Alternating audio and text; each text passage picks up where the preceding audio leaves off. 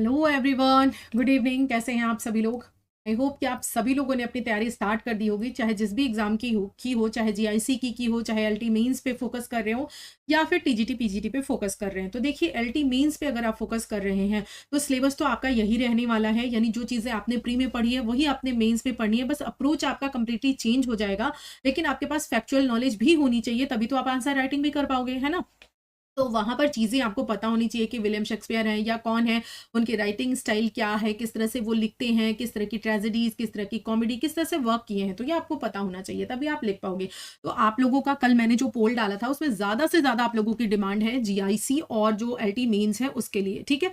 तो फिलहाल हम फर्स्ट प्रेफ़रेंस जीआईसी को देंगे, क्योंकि जीआईसी का जो सिलेबस है, वो टीजीटी, पीजीटी में भी कॉमन है, ठीक है? उसमें टीजीटी के जो 3 राइटर हैं वो मिल जा रहे हैं, सिर्फ़ एक गार्सवर्दी को छोड़कर, बाकी पीजीटी के ज़्यादातर राइटर्स मिल जा रहे हैं, ठीक है? तो इस वजह से जीआईसी को हम फर्स्ट प्रेफ़रेंस पे रखेंगे। उसके बाद जो आपका मेंस है, वो भी मैं आपको क्या है सिखाती रहूँगी, वीक में 1-2 जो वीडियो है वो दिखाती रहूँगी, क्योंकि अगर आप देखो कहीं पर भी बात करो तो कोई भी ये नहीं कह सकता कि मैं जो कंप्लीटली जो चीज़ें पढ़ा रही हूँ एज़ इट इज़ वही क्वेश्चन आ जाएगा, है ना? अगर आ गया तो सारे तो नहीं आएँगे पहली बात, तो क्वेश्चंस आपको मेन क्या है, आपको क्वेश्चंस रट कर नहीं वहाँ पर करने हैं, आपको क्वेश्चन का जो फॉर्मेट है, जो क्वेश्चन कैसे फॉर्म किया जाता है, वो ट्रिक आनी चाहिए, वो पैटर्न आना चाहिए। तो पहले हम उस पैटर्न पे बात करेंगे, वो चीज़ें आपको सिखाएँगे कि कैसे आपको लिखनी है, उसके बाद जो है चीज़ें क्या करेंगे कि आगे लेकर के चलेंगे, आगे बताएँगे, ठीक है? आंसर फ्रेमिंग भी करवाएँगे। तो फिलहाल अभी हम जीआईसी से स्टार्ट कर रहे हैं। ये जो आपका विलियम शेक्सपियर का हम एज़ यू लाइक इट ले रहे हैं, ये आपका वीडियो नंबर 8th या 9th है, ठीक है? 9th वीडियो है आई होप, क्योंकि इसके पहले मैं आपको 7-8 वीडियो पढ़ा चुकी हूँ, उसकी अलग से मैंने प्लेलिस्ट भी बनाई है। वो प्लेलिस्ट यूपी टीजीटी के नाम से है, उसको मैं अभी उसका नाम चेंज करके यूपी टीजीटी, जीआईसी और पीजीटी कर दूँगी, ठीक है? जीआईसी और पीजीटी कर दूँगी, तो आप उसको देख लीजिएगा। उसमें ऑलरेडी 8 वीडियोज़ जो हैं वो पड़े हुए हैं, जिसमें मैंने आपको होकम पढ़ा दिया है। होकम मीन्स आप समझ ही रहे होंगे, Hamlet, Othello, King Lear and Macbeth and आपका Merchant of Venice and Twelfth Night, इतने यानी ये 6 वर्क जो है बिल्कुल डेप्थ के साथ कंप्लीट करा दिया है। प्लस जो भी विलियम शेक्सपियर के क्वेश्चंस आते हैं, चाहे वो हीरोइन से हो, चाहे फूल से हो, चाहे विलेन से हो, चाहे एपिलॉग, प्रोलॉग हो गया, इन सारी चीज़ों से रिलेटेड हो, तो वो सारा आपका पार्ट 1, पार्ट 2 वीडियो में पड़ा हुआ है। उसको आप देख लीजिएगा। वीडियो नंबर 1 और 2 ये है। उसके बाद आपको 3, 4, 5, 6, 7, 8 वीडियोज़ ये पड़े हुए हैं। 9th वीडियो आपका ये एज़ यू लाइक इट का है। अब एक चीज़ और बताना चाहूँगी, मैंने पहले ही कहा था, क्योंकि मुझे आपको 2022 वाले हैं उनको और जो 2026 वाले हैं उनको, दोनों को ध्यान में रख के पढ़ाना है। तो इसीलिए मैं बेसिक इन्फॉर्मेशन के साथ-साथ डेप्थ में भी चलूँगी। क्वेश्चंस को आपको मैं बहुत डीपली कराऊँगी, यानी बहुत डीपली प्ले को पढ़ाऊँगी। 1-2 कोटेशन, 4 कोटेशन, 10 कोटेशन पढ़ाकर नहीं, बहुत अच्छे से जाऊँगी। तो उसके लिए आपको मेरे साथ पेशेंटली इस पूरे वर्क को देखना पड़ेगा। उसके बाद आप एनालाइज़ कर सकते हो कि आपको मेरे साथ चलना है या नहीं चलना है। रही बात कोर्स की, तो कोर्स पर विश्वास दिलाने के लिए पिछली बार का जो मेरा एलटी ग्रेड है वो काफ़ी है आप लोगों को, क्योंकि मैंने पूरे के पूरा जो आपका सिलेबस है, पूरा आप टर्म से उठा करके पूरे आपके जो पोस्ट कॉलोनियल इंडियन राइटिंग है, वहां तक का पूरा कोर्स, मतलब सब कुछ ए टू जी मैंने कंप्लीट कराया है। तो इस वजह से आप मेरे ऊपर ट्रस्ट बना सकते हो, बाकी आपकी मर्जी है। तो चलिए इसको स्टार्ट कर लेते हैं बिना ज्यादा बातें किए हुए। इतनी बातें इंपॉर्टेंट थी, इसीलिए मैंने आपका थोड़ा सा समय लिया। अब आइए डिटेल की अगर बात करें, प्ले डिटेल की, तो प्ले का नाम है एज़ यू लाइक इट। आप जानते हो किसके द्वारा लिखा गया है? विलियम शेक्सपियर के द्वारा लिखा गया है। ये है कैसी? तो ये एक कॉमेडी है। पहले तो आप ये ध्यान रखोगे कि अगर आपके ऑप्शन में जॉनरा से आता है तो या तो सिर्फ कॉमेडी लिखा हुआ आएगा, तो आप कॉमेडी पे टिक करोगे। ये रोमांस नहीं है, ये ट्रेजिक कॉमेडी नहीं है, ये कॉमेडी है, प्योर कॉमेडी है। और कॉमेडी में भी अगर आ जाता है कि किस तरह की कॉमेडी है, तो पास्टोरल कॉमेडी है, ठीक है? पास्टोरल कॉमेडी क्या है? मतलब जहां पर आप देखोगे थोड़ा गाँव देहात का दृश्य दिखाई दिया जाता है, चरवाहे दिखाई देते हैं, वो आपका पास्टोरल कॉमेडी या पास्टोरल होता है, ठीक है? बाकी इस टर्म को हम डिटेल से पढ़ेंगे बाद में। अब अगर रिटन की बात करें, तो ये जो लिखा गया है वो आपका 1599 टू 1600 में लिखा गया है, ये माना जाता है। और एक चीज़ और आपको याद रखना है कि अगर आप पुराने बच्चे हैं तो इस चीज़ से आप बहुत अच्छे से वेल नोन होंगे कि विलियम शेक्सपियर पे डेट से क्वेश्चंस नहीं आते हैं, बिल्कुल ना के बराबर आते हैं। उसके पीछे रीज़न ये है कि विलियम शेक्सपियर की जो डेट्स हैं वो ऑथेंटिक बिल्कुल पता नहीं है, इनके ओरिजिनल सोर्स ओरिजिनल पता नहीं है कि कब लिखे गए, कब क्या किया गया, कब परफॉर्म परफॉर्म किया गया, बिल्कुल एग्जैक्ट डेट नहीं पता है, हर बुक में आपको वराय अलग अलग मिल जाएगा। इसीलिए आपको क्या करना है, बहुत ज़्यादा डेट के पीछे नहीं भागना है, ठीक है। बेसिकली बस आपको इतना याद रखना है कि इनका जो फर्स्ट फोलियो आया था 1623 में, उसमें इनके जो वर्क आए थे वो आपको पता होना चाहिए। इसमें इनका कौन सा एक वर्क है जो कि नहीं आया था, यानी 36 प्लेस जो है वो क्या हुए थे, आपके पब्लिश हुए थे। एक वर्क जो है, 37 टोटल इनके प्ले हैं, तो एक जो वर्क है वो है पेरिक्लिस। कौन सा है, पेरिक्लिस। पेरिक्लिस जो है वो इसमें इंक्लूड नहीं हुआ था। बहुत बहुत बहुत बार ये पूछा गया क्वेश्चन है, तो आपको पता होना चाहिए। तो ये आया कब था, 1623 के फर्स्ट फोलियो में ये आया था और लिखा गया था इसको 1599 टू 1600 में। अगर परफॉर्मेंस की बात करें तो देखिए इसकी परफॉर्मेंस डेट लेकर अगेन मैंने कहा कि कोई श्योर सर्टेन प्रूफ नहीं मिलता है, लेकिन अगर आप देखोगे तो आपको कहीं कहीं पर सोर्स ये मिलेगा कि 1603 या 1604 या कहीं कहीं पे 1606 मिलता है। बेसिकली आपको ये ध्यान रखना है कि ये जो टाइम पीरियड है, ये टाइम पीरियड किसका है, जेम्स फर्स्ट का है, ठीक है, जेम्स फर्स्ट का है। तो एलिजाबेथ की डेथ होने के बाद जेम्स फर्स्ट जो कि स्कॉटलैंड के थे, यहाँ आकर जेम्स फर्स्ट बने थे, उनका शासन था, तो उनके सामने इसकी परफॉर्मेंस हुई थी। इस चीज को आप ध्यान रखेंगे, ठीक है। अगर फर्स्ट सोर्स, जैसे कि हमें पता है फर्स्ट ये जो परफॉर्म हुआ था उसका एग्जैक्टली नहीं पता, लेकिन ये माना जाता है कि इनके सामने इसको परफॉर्म कराया गया था, ठीक है। अगर सोर्स की बात करें, अगर आप विलियम शेक्सपियर पढ़ रहे हैं तो आपको डेट से कहीं ज्यादा इंपॉर्टेंट उनके सोर्स हैं। सोर्स से क्वेश्चन भर भर के आते हैं, तो आपको सोर्स पता होने चाहिए। थॉमस लॉर्ड्स का वर्क है रोजलिंड, ये यहाँ से क्या है, ये सोर्स है, लिया गया है सिर्फ एक जो इनका ओरिजिनल प्ले जिसे बोला जाता है द टेम्पेस्ट। द टेम्पेस्ट का कहीं सोर्स नहीं मिलता, माना जाता है कि ये इनका ओरिजिनल प्ले है। बाकी हर जगह हर चीज के आपको क्या है, कहीं ना कहीं कुछ ना कुछ कनेक्शन, कोई ना कोई सोर्स मिल जाएगा, ठीक है। तो फिलहाल इसका एज यू लाइक इट का जो सोर्स है वो आपका थॉमस लॉर्ड का रोजलिंड है, ठीक है। इसको आप ध्यान रखेंगे। नेक्स्ट चलते हैं आगे। नेक्स्ट अगर इस वर्क के थीम की अगर बात करें कि सेंट्रल थीम क्या है, तो जनरली यहाँ पर जो कोर्ट लाइफ है और जो नेचुरल लाइफ है उसके बीच चीजें दिखाई गई हैं कि कैसे कोर्ट में करप्शन है, लालच है, ये सारी चीजें बताई गई हैं। और वहीं पर जो नेचुरल लाइफ है, जो गांव देहात की भूमि है, जगह है, वो कितनी प्योर किस तरह से है, उसके बीच का डिफरेंस दिखाया गया है। And love in different forms दिखाए गए हैं कि किसी को यहाँ पर लव एट फर्स्ट साइट हो जा रहा है, तो यहाँ पर लव के कितने कितने रूप हो सकते हैं, कोई लव में बिल्कुल रियलिस्टिक है। तो इस तरह की चीजें दिखाई गई हैं, क्योंकि यहाँ पर एक दो नहीं बल्कि 4 पेयर बनते हैं। कितने पेयर बनते हैं, 4 पेयर बनते हैं, 4 कपल बनते हैं। लास्ट में उनकी क्या होती है, शादी होती है, ठीक है। तो ये चीज ध्यान रखेंगे। प्लस इसमें डिस्गाइज एंड आइडेंटिटी दिखाई गई है, यानी कि यहाँ पर जो मेजर कैरेक्टर है, यानी कि जो आपकी हीरोइन है रोजालिंड और सीलिया, बेसिकली रोजालिंड, तो जो हीरोइन है रोजालिंड और उसकी जो बहन होती है, जो कजिन है उसकी सीलिया, दोनों क्या करती हैं, अपना रूप डिस्गाइज करती हैं और अपनी आइडेंटिटी को चेंज करती हैं। क्यों करती हैं, क्या रीजन है, वो सब कुछ आगे समरी में देखने वाले हैं। तो फिलहाल ये इसकी सेंट्रल थीम है।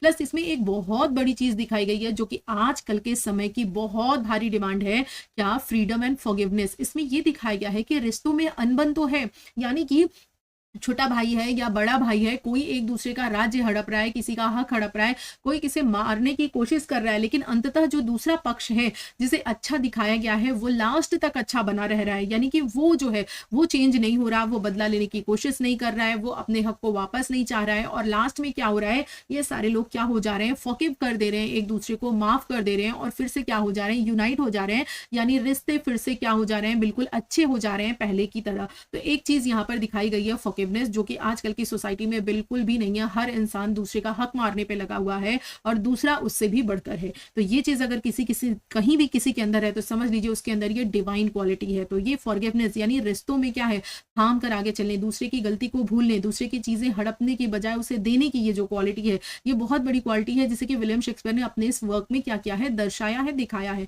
और यहाँ पर इन्होंने बताया है साथ ही साथ कि जो नेचर है वो एक हीलर है। अगर आपके पास परेशानी है, आप प्रॉब्लम में हैं, टेंशन में हैं, स्ट्रेस में हैं, तो आपको कहाँ जाना चाहिए, नेचर के पास जाना चाहिए।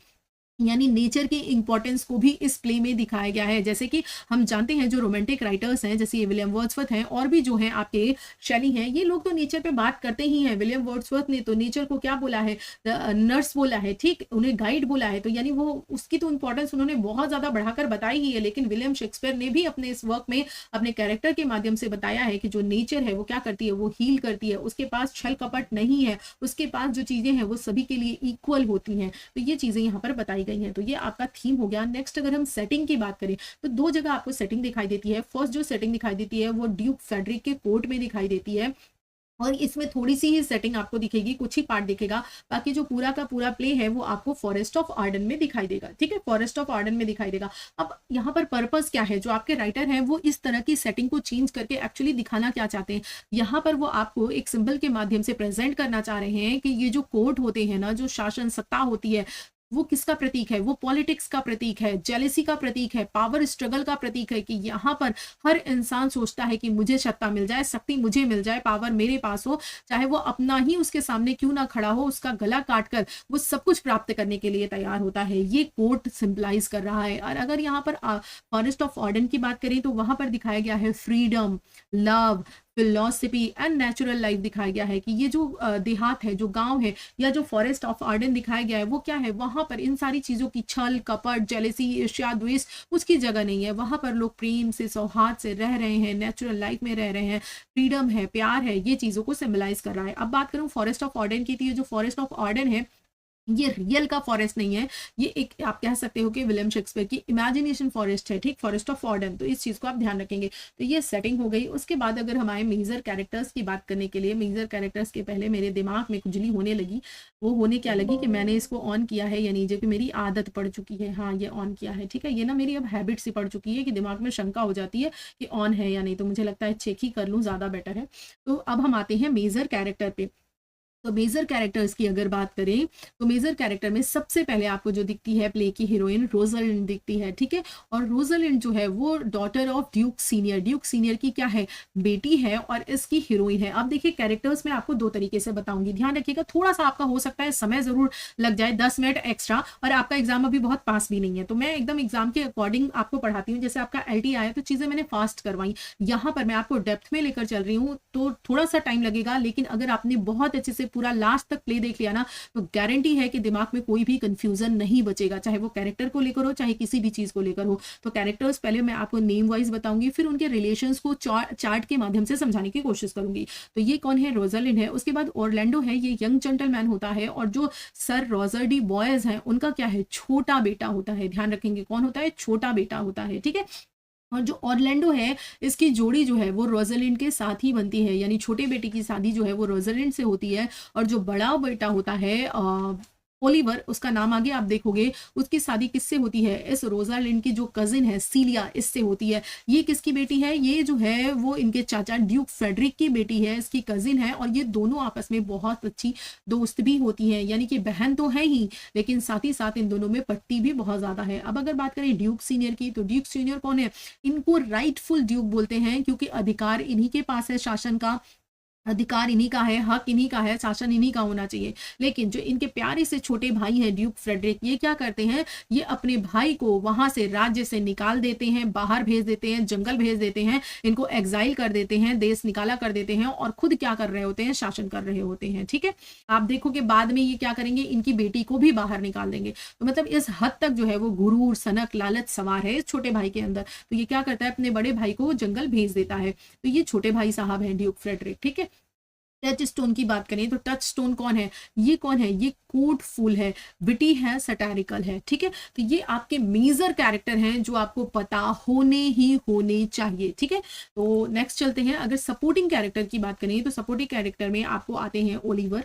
ओलिवर जो है, जो कि मैंने आपको बताया था, ऑरलैंडो है, ऑरलैंडो के भाई हैं, बड़े भाई हैं, एल्डर ब्रदर हैं, यानी सबसे बड़े कौन है? आपके ओलिवर महोदय हैं, सबसे बड़े ओलिवर महोदय हैं। फिर बीच के हैं जैक्स, ठीक है? जो जैक्स हैं, उसके बाद जो है वो सबसे छोटे कौन है? आपके ऑरलैंडो हैं, ठीक है? तो ऑरलैंडो सबसे छोटे भैया होते हैं, तो इन्हीं के साथ गड़बड़ होती है, ठीक? उधर जो पहला वाला आपने देखा था, जो ड्यूक सीनियर और जूनियर देखा था, सीनियर और जूनियर देखा था, यहाँ पर छोटे भाई ने किया था बड़े भाई के साथ, और यहाँ पर आप देखोगे जो बड़ा भाई है वो छोटे भाई के साथ कर रहा है, ठीक है? तो कहानी कुछ इस तरह से है।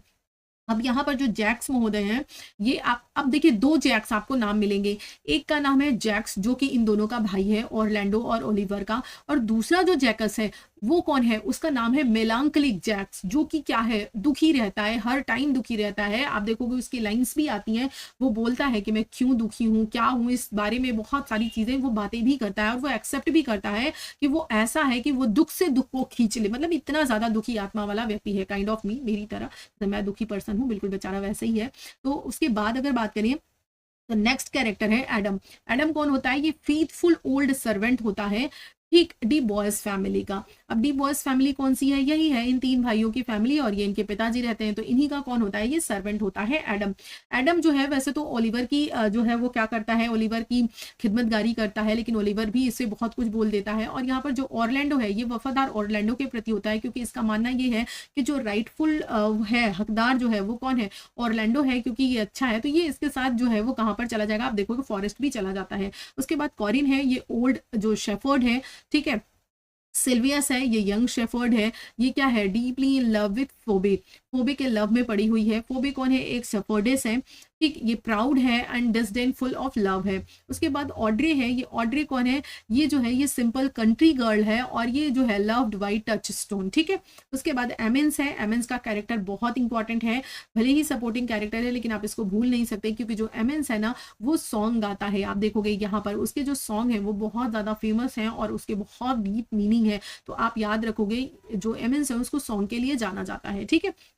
तो ये ड्यूक सीनियर क्या करते हैं, a lord attending duke senior in exile. जब ये ड्यूक सीनियर चले जाते हैं तो उनके साथ ये एमेंस भी इनके साथ जाता है, उनका अटेंडेंट होता है। उसके बाद नेक्स्ट कैरेक्टर है लीबियो। ये कौन है, ये कोर्टियर है, कहाँ पर, ड्यूक फ्रेडरिक कोर्ट में। उसके बाद आपके चार्ल्स महोदय हैं, जहाँ जो आपको कहानी की शुरुआत में ही दिखेंगे, उसके बाद इनका नहीं दिखता है। तो ये क्या होते हैं, ये एक रेसलर हैं जो कि लड़ाई करते हैं, मल्ल युद्ध करते हैं, ठीक है। आप देखोगे लेकिन बाद में क्या है, इन्हें बहुत ही गुरूर होता है, लेकिन ये क्या करते हैं, हार जाते हैं। और कहाँ पर लड़ाई करते हैं, ड्यूक फ्रेडरिक के कोर्ट में, ठीक। इनके बुलाने पर ये युद्ध करते हैं। आप देखोगे अभी किसके किसके बीच में युद्ध होता है। माइनर कैरेक्टर कुछ हैं। अब ये जो है आपके सर रॉरेंडी बॉयज, इनको तो आप जानते ही हैं, ये इन 3 बच्चों के पापा हैं, ऑरलैंडो के, ओलिवर के एंड जैक्स डी बॉयज के क्या है, पापा हैं, जो कि क्या है सिर्फ रेफरेंस के लिए आते हैं। इनकी डेथ हो चुकी है, इनका कोई ऐसा रोल नहीं दिखाई देता। उसके बाद आपके जैकस हैं। जैकस जो है जैसे कि मैंने बताया ये सेकंड सन है। उधर जो हमने जैकस देखा था वो कौन था, वो मेलांकलिक जैसे जैकस था, पीछे जो हमने सपोर्टिंग कैरेक्टर्स में देखा था। ये जो जैकस है वो कौन है, ये इनका दूसरा बेटा है, ठीक, यानी ऑरलैंडो और ओलिवर का भाई है। उसके बाद विलियम जो है ये कौन है, ये कंट्री फेलो है और ये किससे, ऑड्रे से लव करता है। हाइमन का कैरेक्टर है, हाइमन कौन है, हाइमन जो है ये लव गॉड ऑफ मैरिज है और ये प्ले के एंड में जो है वो अपीयर होते हैं और ये चारों जो कपल्स हैं उनकी शादी करवाते हैं। और भी लॉर्ड्स हैं इसमें, पेजेस हैं, म्यूजिशियंस हैं और अटेंडेंट्स भी हैं। एक कैरेक्टर और है इसमें जो आपका ऑरलैंडो है, ऑरलैंडो के ही नाम से एक और कैरेक्टर है, वो आपका पोर्टियर होता है, आगे दिखाई देगा। अब ये देखिए थोड़ा सा फैमिली ट्री देख लीजिए ताकि आप समझ लीजिए, चीजें मैंने आपको बता दी है, बस यहाँ पर कनेक्शन बताकर फटाफट से आगे बढ़ूंगी। ये जो है ये ड्यूक की फैमिली है, यानी यहाँ पे ड्यूक सीनियर दिखाई दे रहे हैं, ड्यूक जूनियर, ड्यूक फ्रेडरिक दिखाई दे रहे हैं। ये दोनों क्या है, भाई हैं, सगे भाई हैं। ये छोटा भाई है, ये इनको क्या करता है, निकाल देता है। अब ये कौन है, इनकी जो बेटी है वो है रोजालिंड और इनकी जो बेटी है वो कौन है, सीलिया है, ठीक है। तो आप ध्यान रखोगे। और सीलिया और रोजालिंड कौन होती हैं, बहन भी हैं और बेस्ट फ्रेंड भी हैं। अब हम डी बॉयज की फैमिली पर आ जाते हैं। ये आप कह सकते हो ऑरलैंडो की फैमिली भी है। तो इनके 3 बच्चे होते हैं। ओलिवर जो होता है ये सबसे बड़ा है, जैकस जो है वो बीच का है और जो ऑरलैंडो है ये सबसे छोटा होता है, ठीक है। ये जो ओलिवर होता है वही मिसट्रीट करता है अपने छोटे भाई को, ऑरलैंडो को। जो भी इसके पिता वैसे तो सबसे ज्यादा इसे ही मिला होता है, लेकिन जो भी थोड़ा बहुत इसे मिला होता है उससे भी सब कुछ छीने को तैयार है। ये चाहता है कि प्रॉपर्टी का कुछ भी जो है वो इसको ना मिले, ऑरलैंडो को ना मिले। बाद में जो ओलिवर है वो क्या करता है, जैसे कि मैंने बताया प्ले के लास्ट में आपको फॉरगिवनेस की थीम दिखाई गई है, तो आपके जो राइटर हैं वो यही बता रहे हैं कि forgiveness is more important than कि आप क्या कर रहे हो, बदला ले रहे हो, ठीक है। रिवेंज से ज्यादा इंपॉर्टेंट है, तो ये चीज बताई गई है। लव रिलेशनशिप आप देख लीजिए किसके किसके बीच में है। तो जो ऑरलैंडो है जो सबसे छोटा भाई था वो रोजालिंड से लव करता है और इसकी शादी भी हो जाती है। और जो रोजालिंड है वो अपना वेस डिस्गाइज करती है गैनेमिड के रूप में। वो भी जो है वो किससे जो है वो गैनेमिड से प्यार करता है। अब आप सोचोगे गैनेमिड कौन, तो रोजालिंड है, जी हाँ, लेकिन ये हमको आपको पता है ना कि ये रोजालिंड है, ये लड़की है, लेकिन जो फोबी है वो तो इसे एक लड़की के रूप में देखता है, गैनेमिड के रूप में देखता है, बदले हुए वेश के रूप में देखता है। तो ये इसे लड़का समझकर इससे प्यार कर बैठती है, ठीक है। तो ये क्या करता है, ये मना करता है। बाद में चीजें जब इसकी क्या हो जाएंगी, ओपन हो जाएगी, तो आप देखोगे ये जो फोबी है वो किससे, वो सिल्वियस से शादी कर लेता है। तो ये जो ट्रायंगल बन रहा था ये बाद में रिजॉल्व हो जाता है, सॉल्व हो जाता है, यानी कि ऐसा नहीं है कि कोई वैसे रह जाता है। ऑरलैंडो की रोजलिन से शादी हो जाती है, फोबे की किससे, सिल्वियस से शादी हो जाती है। और गैनेमिड तो कोई होता ही नहीं है क्योंकि गैनेमिड तो ये रोजलिन ही होती है, ठीक है। तो क्लियर हो गया ये। उसके बाद देखिए जो टच स्टोन है उसकी शादी ऑड्रे से होती है, और यहाँ पर जो विलियम है ये क्या करता है, ये ऑड्रे को प्यार करता है, बोलता भी है, लेकिन जो ऑड्रे है ये इसको क्या करता है, रिजेक्ट कर देता है। तो टच स्टोन और ऑड्रे का जो है वो कनेक्शन यहाँ पर बन रहा है। ठीक है, अब आप यहाँ पर देखो जो ड्यूक सीनियर है, ये एग्जाइल रिलेशनशिप देख लीजिए। जो ड्यूक सीनियर है वो क्या करते हैं, एमेंस को, जैकस को और जो अदर लॉर्ड्स हैं वो सब क्या करते हैं, निकल जाते हैं। कॉरिन है और यहाँ पर जो मेंटर है और इनका जो फ्रेंड है सिल्वियस, ये सब क्या करते हैं, ये सब ग्रुप है तो क्या करते हैं, हार्मनी, नेचर इन हार्मनी को रिप्रेजेंट कर रहे हैं। और ये क्या करते हैं, Corin guide Silvius in matter of love and life, love और लाइफ के मैटर में ये क्या करता है, सिल्वियस को गाइड करता है। तो ये क्या है, ड्यूक सीनियर के साथ गए हुए लोग हैं। उसके बाद अगर आप एंडिंग में देखोगे तो ऑरलैंडो रोजलिंड की शादी हो जाती है, ओलिवर सीलिया की शादी हो जाती है, सिल्वियस और फोबे की शादी हो जाती है, और टच स्टोन और ड्रे की शादी हो जाती है। तो ये आपको पता होना चाहिए, चारों कनेक्शन, इनके नेम जो है वो ध्यान रख लीजिएगा। ठीक है, अब आइए हम चलते हैं फटाफट से अपने समरी की तरफ। ठीक है, समरी को हम एक्ट वाइज पढ़ेंगे, बहुत ज्यादा डिटेल में तो जाएंगे नहीं, लेकिन हाँ इस समरी से जो भी इंपॉर्टेंट क्वेश्चन बन सकते हैं कि कौन किससे पहली बार मिला, किसने किसको क्या दिया, क्या किया, वो सारी चीजें ना मैं क्वेश्चन के फॉर्म में आपके सामने लाकर रख दूंगी, ताकि एक भी चीजें आपसे छूटे नहीं। बस आप चीजों को प्रीत रखकर अटेंड करिएगा। मैं आपको बस अगर आप मुझे जो भी समझते हैं, टीचर समझते हैं, सिस्टर समझते हैं, जो भी समझते हैं, आपको एक ही चीज़ गाइड करना चाहूँगी कि आप पूरे यूट्यूब पे टाइम देकर 2 से 4 दिन का समय देकर अपने लिए टीचर ढूंढ लीजिए। 1 टीचर, 2 टीचर, 3 टीचर, जितना भी है, मैक्सिमम 3 टीचर, लेकिन वो छांट कर रख लीजिए कि जिन पे आपको ट्रस्ट है, जिनका आपको समझ में आ रहा है, लेकिन उन्हीं से पढ़िए शुरू से अंत तक। प्रैक्टिस आप चाहे जितनों से कर लीजिएगा, लेकिन जो थ्योरी है 1 से 2-3 टीचर से ज़्यादा मत पढ़िए। ये मत सोचिए कि एज ए लाइक इट हम 10 टीचर से पढ़ लेंगे तो हमें बहुत कुछ नया मिल जाएगा। बहुत कुछ नया आपको क्वेश्चन से मिलेगा, मैटर से नहीं मिलेगा, सिर्फ आपका टाइम ही वेस्ट होगा। ठीक है, तो इन चीज़ों को ध्यान रखिए, यही मैं आपको गाइड करना चाहूंगी। अगर आपको मुझ पे ट्रस्ट है तो मेरे साथ पूरी सीरीज को देखिएगा, अदरवाइज जिस पे भी आप ट्रस्ट कर रहे हैं उसकी पूरी सीरीज को देखिएगा। ठीक है, तभी आपको जो बेनिफिट है वो मिलेगा। अब आइए जो एक्ट फर्स्ट है उसको देख लेते हैं। ठीक है, चलिए एक्ट फर्स्ट को देखते हैं। तो एक्ट फर्स्ट में क्या होता है, एक्ट फर्स्ट में पहले तो आपसे एक क्वेश्चन ये बन सकता है कि एक्ट जो फर्स्ट है उसकी जो स्टार्टिंग है वो किससे होती है। तो जो ऑरलैंडो है ना उससे होती है। जो ऑरलैंडो है वो एडम से क्या कर रहा है, कंप्लेन कर रहा है, वो बोल रहा है कि मेरी जो स्थिति है वो बहुत बुरी है, मेरे भाई ने मुझे बहुत परेशान कर रखा है, मेरा जो हक है, मेरा सब कुछ वो मर रहा है, मैं बहुत ज़्यादा टेंशन में हूँ। ये सारी चीज़ें वो क्या करता है, शेयर करता है। यानी जो स्टार्टिंग है वो ऑरलैंडो के स्टेटमेंट से होती है, और अगर एंडिंग की बात करें तो एंडिंग जो है वो रोजालिंड से होती है। जो रोजालिंड है वो क्या देती है, इपीलॉग देती है। इसके बारे में भी डिस्कस करेंगे, बहुत ही इंपॉर्टेंट ये पार्ट है जहाँ से क्वेश्चन आता है। ठीक है, तो देखिए एक्ट 1 की अगर बात करें तो एक्ट 1 में आपको दिखाई देता है कि जो प्ले है वो कॉन्फ्लिक्ट के साथ स्टार्ट होता है। यहाँ पर जो ऑरलैंडो है वो क्या कर रहा है, कंप्लेन कर रहा है कि उसका जो बड़ा भाई है ओलिवर वो उसको बहुत ही बैडली ट्रीट करता है, और वो उस मना करता है उसकी पढ़ाई, उसके स्टेटस, मतलब हर चीज को लेकर उसको क्या है, परेशानी है। और आगे आप देखोगे कि यहाँ पर जो ड्यूक फ्रेडरिक है, ड्यूक फ्रेडरिक के कोर्ट में अलग ही कहानी चल रही है। इनके कोर्ट में क्या होता है, जो इनकी बेटी रोजालिंड है और जो सीलिया है, इन्होंने क्या किया है, अपने कोर्ट में रेसलिंग मैच रखा है। और उस रेसलिंग मैच में जो आपने देखा था, जो क्या कहते हैं कि रेसलर है वो सबको डिफीट कर दे रहा है। तो यहाँ पर क्या होता है कि जो ओलिवर है वो ऑरलैंडो को खड़ा कर देता है। ऑरलैंडो मतलब कि ये डिसाइड हो जाता है कि ऑरलैंडो जो है और जो ये क्या कहते हैं कि रेसलर है, ये दोनों आपस में लड़ाई करेंगे। और ये उससे बोलता है कि तुमको क्या करना है, उसकी हत्या तक कर देनी है। इस तरह की बातें वो अपने भाई के लिए बोलता है। तो ये लोग क्या कर रही हैं, इनको ये सारी चीजें पता नहीं है, ये बिहाइंड द सीन है। तो मतलब इन्हीं रेसलर और उसके बीच की बात है, उसके भाई के बीच की बात है। तो ये लोग क्या है, रेसलिंग मैच जो है देख रही हैं, जहां पर जो ऑरलैंडो है वो क्या करता है, जो रेसलर चार्ल्स है इसको डिफीट कर देता है, जो कि बहुत ही जाना माना है कि सबको हरा देता है, इसको बहुत गुरूर है अपने ऊपर। लेकिन जो ऑरलैंडो है ये इसको क्या कर देता है, बिल्कुल हरा देता है। और जैसे ही ये इसको हराता है, तुरंत ही जो है ये रोजालिंड इसको देख करके क्या करती है, तुरंत ऑरलैंडो के प्यार में पड़ जाती है। और यहाँ पर जो ड्यूक फ्रेडरिक है वो क्या करते हैं, इस बात से बहुत ज्यादा परेशान हो जाते हैं। पहले तो ये इसके फादर को, यानी कि जो इसके पापा हैं, यानी अपने बड़े भाई को, ड्यूक सीनियर को इसने कोर्ट से निकाल रखा है, यानी कि अकेले शासन कर रहा है, उनको सत्ता से निकाल दिया है, वो जंगल चले गए हैं। अब क्या करता है, उनकी बेटी को भी निकाल देता है इस बात पे कि उसको जब ये पता चलता है कि ये जो ऑरलैंडो है, ये ऑरलैंडो किसका बेटा है, ये उसका बेटा है जो रोनाल्ड डी बॉयज है, उससे और ये ड्यूक फ्रेडरिक से क्या है, दुश्मनी है। जब इसे ये बात पता चलता है कि ये उसका दुश्मन है, यानी उसके दुश्मन का बेटा है, और तो और इसने चार्ल्स को हरा भी दिया है, और जो रोजालिंड है वो क्या है, इसके प्यार में पड़ चुकी थी, काफी ज्यादा गुस्सा गुस्सा होता है और रोजालिंड को बोलता है कि तुम्हें 10 दिन के अंदर, मतलब 10 दिन के अंदर अगर तुम इस शहर के आसपास भी दिखाई दी तो मतलब तुम्हें जान से मरवा दिया जाएगा। ऐसी ऐसी बातें बोलता है। वो क्या करती है, छोड़कर जाने के लिए तैयार हो जाती है। लेकिन जो इसकी बहन होती है सीलिया, वो अपने पिताजी से कहती है कि पिताजी आप डिसीजन चेंज कर लीजिए। वो नहीं तैयार होते। फिर बोलती है कि अगर आप नहीं चेंज करेंगे तो जो डिसीजन आप मेरी बहन के लिए रखे हैं कि उसे बाहर जाना पड़ेगा जंगल में, वही डिसीजन आप मेरे लिए भी रखिए। मैं भी अपनी बहन के बिना नहीं जिंदा रह सकती, नहीं रह सकती, तो मैं भी उसके साथ जाऊंगी। वो क्या करते हैं, जो सीलिया है वो क्या है, उसके साथ जाने के लिए तैयार हो जाती है। और यहाँ पर जो रोजालिंड है, ये दोनों बहन जब जाने लगती हैं तो रोजालिंड के दिमाग में एक आइडिया आता है। रोजालिंड सोचती है और कहती है कि देखो मेरी बहन, ये जो दुनिया है ना, जो सोना है वो उतना ज़्यादा असुरक्षित नहीं है जितनी कि सुंदरता। यानी कि एक सुंदर लड़की के ऊपर ज़्यादा खतरे हैं इस समाज में जितना कि सोना लूटने, मतलब सोना लूट जाएगा इस बात का खतरा कम है, बल्कि एक सुंदर लड़की के ऊपर ज़्यादा खतरा है। तो ये इस बात को बोलती है उससे। और ये आप लाइन भी आप देखोगे तो वो क्या करती है, वो बोलती है कि हमें जो है अपना रूप डिस्गाइज कर लेना चाहिए। यानी हम जो औरत हैं, हमें औरत से आदमी का वेश धारण कर लीजिए लेना चाहिए, क्योंकि हम जंगल चल रहे हैं, एक अनसेफ सी जगह चल रहे हैं।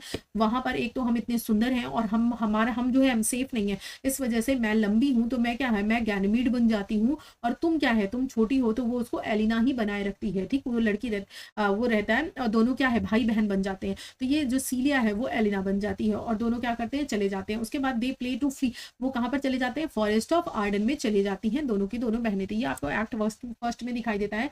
एक्ट सेकंड में दिखाई देता है कि जो ड्यूक सीनियर है, जिन्हें निकाल दिया गया है, वो क्या कर रहे हैं, वो अपनी जो जिंदगी है वो फॉरेस्ट ऑफ आर्डन में मतलब कि पीसफुली बिता रहे हैं। अब यहाँ पर आपको एक चीज ये समझनी होगी, यहाँ पर आपको ये एक चीज और समझनी होगी कि हमेशा जो लेने वाला होता है ना, जो हड़पने वाला होता है, जो चीजों को लूटने वाला होता है, वो इंसान अंदर से हमेशा जो है वो पीसफुल नहीं रह सकता। वो कहीं ना कहीं परेशान रहेगा, वो संतुष्ट नहीं रहेगा, वो खुश नहीं रहेगा। और वहीं पर जो दूसरा बंदा है जिससे सब कुछ छीन लिया गया है, लेकिन वो उसके अंदर इस बात का गुरूर रहेगा कि हाँ मैं अच्छा हूँ, मैं नेचर से अच्छा हूँ, मैं मेरे अंदर ये छल कपट द्वेष लालच बहाना ये सारी चीजें जो कुरीतियां हैं वो मेरे अंदर नहीं है। और ये एक जो खुशी है उसकी वजह से वो बहुत ही ज्यादा पीसफुल रहेगा, बहुत खुश रहेगा। तो ये देखिए, महलों में रहकर भी वो खुश नहीं है और ये यहाँ जंगल में भी रहकर बहुत ही पीसफुली क्या कर रहा है, रह रहा है ड्यूक सीनियर। तो इस चीज को बताया गया है कि जो आपकी इंटरनल ब्यूटी है वो ज़्यादा मैटर करती है। तो आपको अपने कैरेक्टर पर भी ध्यान देना चाहिए कि आप क्या हो, क्या कर रहे हो। ठीक है,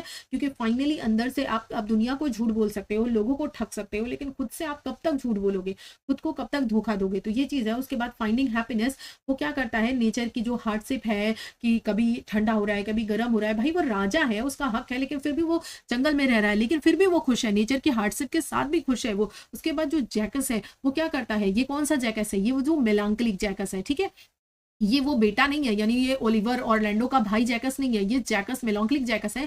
ये यहाँ पर एक फेमस लाइन देता है कि all the world's a stage, यानी ये जो पूरा का पूरा संसार है ना, ये एक स्टेज है, एक रंगमंच है। यहाँ पर हम अपना अपना पार्ट प्ले करने के लिए आते हैं, हमारा कुछ रोल निर्धारित है, उसे ही हम प्ले करने के लिए आते हैं। तो वो 7 स्टेजेस बताएगा। और ये वाली जो कोट है ना, उसको मैंने पूरी की पूरी कोट ली है, पूरी की पूरी ये कोट आपके साथ डिस्कस करूंगी और उस कोट के अंदर से भी डेप्थ से कैसे क्वेश्चन बन सकता है वो भी बताऊंगी। क्योंकि अभी तक आपने देखा होगा कि एग्जाम में सरफेस से क्वेश्चन पूछता है, यानी वो जो 7 कोट्स हैं उनके नाम पूछ लेता है कि वो जो 7 स्टेजेस हैं वो कौन सी हैं, नाम पूछ लेता है। लेकिन उन स्टेजेस को उसने कुछ कहकर डिफाइन किया है, तो वो जो डिफाइन स्टेटमेंट है ना, वहां से भी क्वेश्चन बन सकता है, तो उसको भी हम देखेंगे। ठीक है, बस आप चीजें देखते जाइए। अगर आपको लग रहा है कि और वो करना है तो आप अपनी स्पीड को बढ़ा लीजिए। ठीक है, 2x 1.5x पे लगाकर देख लीजिए, लेकिन देखिएगा पूरा। उसके बाद क्या होता है, जो ऑरलैंडो है वो क्या करता है, एस्केप्स फ्रॉम ओलिवर, वो ओलिवर से बचता है and with the loyal servant Adams and also hits toward the forest. वो भी क्या करता है बेचारा, जंगल चला जाता है। और यहाँ पर जो टच स्टोन है, तो कोड फुल है, वो क्या करता है, वो रोजलिंड और सीलिया के साथ जाता है, उनकी सुरक्षा के लिए उनके साथ जाता है। और यहाँ पर जो ओलिवर है वो बहुत ज्यादा जेलिसी से भर जाता है और वो अपने भाई के प्रति क्या करता है, बहुत ज्यादा प्लॉटिंग करता है कि सोचता है उसको मरवा दूंगा। लेकिन उसको थोड़ी पता है कि उसका भाई उसके लिए कैसे जान पे खेल के उसकी हेल्प करने वाला है और उसका नेचर कैसे चेंज हो जाएगा, वो सब उसको नहीं पता है। लेकिन वो क्या कर रहा है, अभी तो फिलहाल अपने भाई के खिलाफ, ऑरलैंडो के खिलाफ प्लाटिंग कर रहा है कि उसे कैसे मरवा दे, क्या करे उसके लिए। तो ये एक्ट 2 में होता है। ठीक है, एक्ट 3 की बात करें तो यहाँ पर आपको लव और डिस्गाइज दिखाई देगा, यानी कि वो जो रोज़ालिंड है वो गैनेमिड के रूप में बन गई है। ये भी क्वेश्चन आपके एग्जाम में आता है कि रोज़ालिंड किस में डिस्गाइज हुई है, तो आप नाम ध्यान रखोगे गैनेमिड के रूप में। बहुत इंपॉर्टेंट क्वेश्चन है, पता होना चाहिए। तो in the forest of Ardern, और जो ऑरलैंडो है, वो ऑरलैंडो क्या है, रोज़ालिंड के प्यार में है। बेचारा दुखी है, बिल्कुल एकदम दुखी आत्मा की तरह एक्ट करता रहता है, चिट्ठियां लिखता है, और उन चिट्ठियों को लिख लिख कर एक पेड़ है, उस पेड़ पर क्या करता है, उस पेड़ पर अपनी जो चिट्ठियाँ हैं उनको टाँगते जाता है, हैंग करता जाता है। तो वो यही कर रहा है, जो भी पोएम्स हैं, चिट्ठियाँ क्या, लव पोएम्स लिखता है, उन लव पोएम्स को क्या करता है, उस पे हैंग करता रहता है,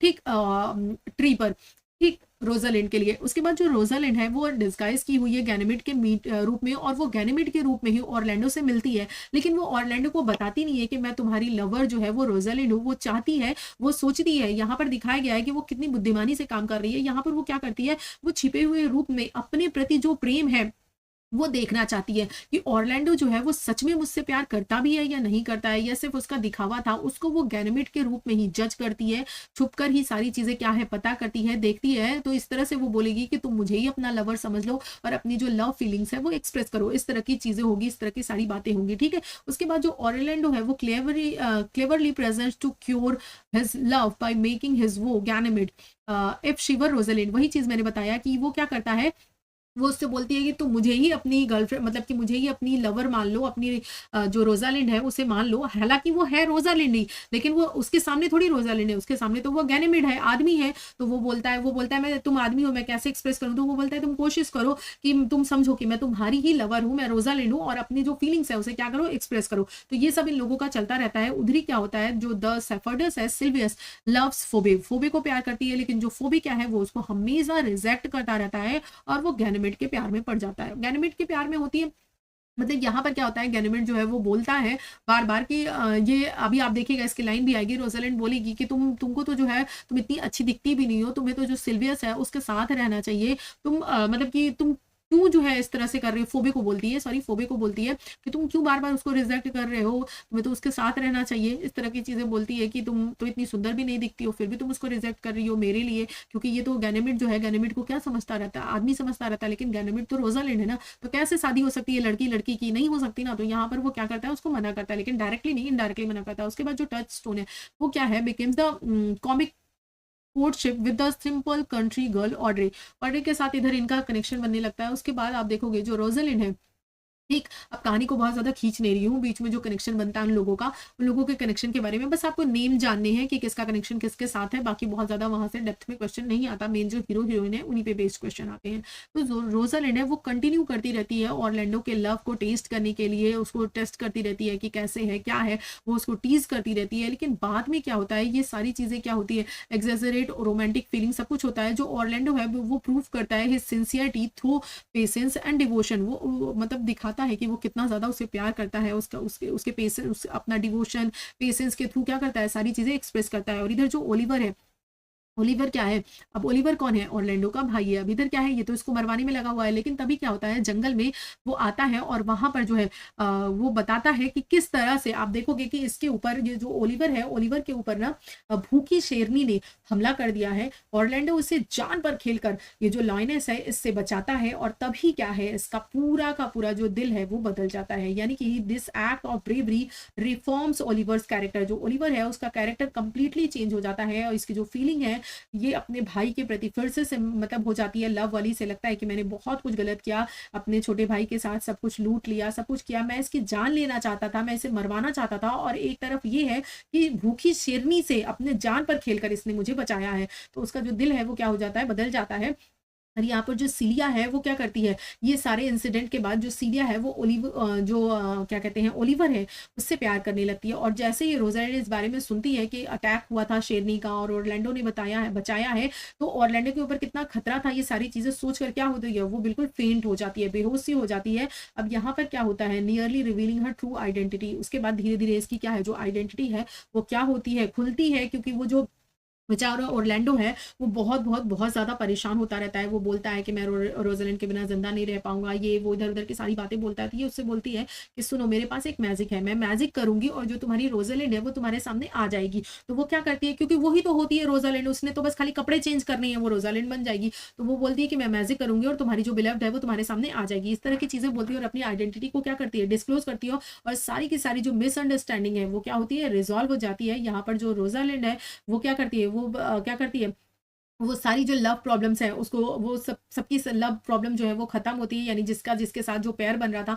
वो अच्छे से बन जाता है। और यहाँ पर जो ड्यूक फ्रेडरिक हैं वो क्या है, अपनी जो गलतियां हैं उन सब के लिए, जो ड्यूक सीनियर को उन्होंने क्या है बाहर निकाला था, भेजा था, उनके प्रति गलत व्यवहार किया था, राज्य से निकाल दिया था, उन सब चीज़ों के लिए क्या करते हैं, वो माफ़ी मांगते हैं और उनको भी अपनी गलती का एहसास हो जाता है। और यहाँ पर जो रोज़ालिंड है वो अपनी आइडेंटिटी डिस्क्लोज करती है और फाइनली क्या होता है, जो 4 मैरिज हैं वो हो जाती हैं। ठीक, यहाँ पर जो मैरिज ऑफ गॉड हैं वो आते हैं और यहाँ पर जो ऑरलैंडो और रोज़ालिंड की शादी हो जाती है, ओलिवर और सीलिया की शादी हो जाती है, सिल्वियस और फोबी की शादी हो जाती है और टचस्टोन और ऑड्रे की शादी हो जाती है।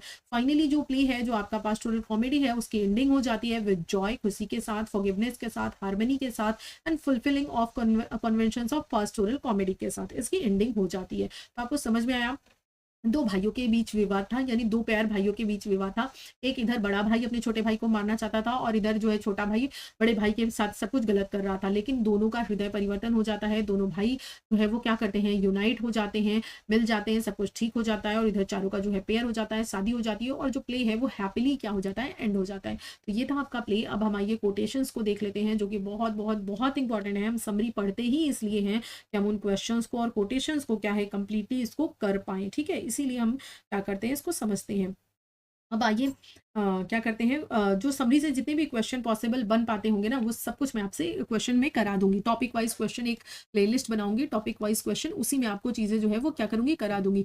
The more pity that fools may not speak wisely, what wise man do foolishly. ठीक है, तो वैसे तो आपको पहली बात तो ये है कि कोटेशन पढ़ते समय पुराने बच्चों को तो सब कुछ पता ही है, रिवीजन कर रहे होंगे वो, लेकिन यहाँ पर जो नए बच्चे हैं वो हिंदी के लिए परेशान होंगे। तो पहली बात तो आपको ध्यान ये रखना है कि आपके एग्जाम में हिंदी नहीं आएगा, है ना, हिंदी नहीं आएगा, बस आपसे कोटेशन देगा, पूछेगा ये कोटेशन किसने कहा है। तो आपको कोटेशंस के जो कीवर्ड्स हैं वो पकड़ने हैं और किसने कहा है उसको लर्न कर लेने हैं। बहुत ज़्यादा हिंदी के पीछे परेशान नहीं होना है, बट फिर भी मैं आपको हिंदी भी समझाऊंगी। लेकिन मैं आपको बता दे रही हूँ, कई बार क्या होता है, हम किसी कोटेशन को नहीं समझते तो बहुत ज़्यादा टाइम वेस्ट कर देते हैं। हमको बहुत ज़्यादा टाइम उसकी हिंदी समझने में नहीं करना है, ठीक है। जो नहीं समझ में आ रहा उसके कीवर्ड्स को पकड़िए, उसको लर्न कर लीजिए। जैसे यहाँ पर है, the more pity that fools may not speak wisely. अब यहाँ पर देखिए, fools may not speak wisely और वाइज मैन डू फूलिशली, ये क्या है, आपका कीवर्ड है। किसने कहा है, टचस्टोन ने कहा है। यहाँ पर टचस्टोन क्या बोलता है, यही बोलता है कि जो यहाँ पर आप देखोगे, यहाँ पर वो यही कहता है कि जो बहुत बुद्धिमान लोग होते हैं, ठीक, जिन्हें जो राज करते हैं, शासन सत्ता में होते हैं, जिन्हें बहुत बुद्धिमान बोला जाता है, तो बड़े अफसोस की बात ये है कि जो मूर्ख लोग होते हैं वो बुद्धिमानी से बात, मतलब कि बुद्धिमानी से बात नहीं कर पाते हैं। जो काम बुद्धिमान लोग मूर्खतापूर्ण ढंग से करते हैं, यानी जो बुद्धिमान लोग होते हैं वो मूर्खतापूर्ण ढंग से, मूर्खों वाली बात बड़े बड़े बड़े हंस कर बड़े उसमें करते हैं, ठीक। वो है तो बुद्धिमान, ठीक है तो बुद्धिमान, लेकिन मूर्खतापूर्ण जो भरी बातें हैं उसे बहुत ही ढंग से, बहुत बढ़ा चढ़ाकर ऐसे बोलते हैं। और जो मूर्ख है, ठीक, उसे जो है वो उसे क्या है, वो बुद्धिमानी से बातें नहीं कर पाता। क्यों? क्योंकि वो मूर्ख है ना, उसे प्ले में मूर्ख का रोल दिया गया है, उसे फूल का रोल दिया गया है, तो वो वाइजली बातें कैसे कर पाएगा, जबकि वो सत्य बोलता है, वो सच बोलता है चीजें, लेकिन फिर भी उसको ये होता है कि तुम क्या है, तुम वाइजफुली बातें नहीं कर सकते। जबकि जो वाइज पर्सन है, जो सत्ता में है, जो बहुत बुद्धिमान माने जाते हैं, वो हमेशा क्या है, मूर्खतापूर्ण कार्य करते हैं, मूर्खतापूर्ण बातें करते हैं। ये कौन बोलता है, टचस्टोन बोलता है।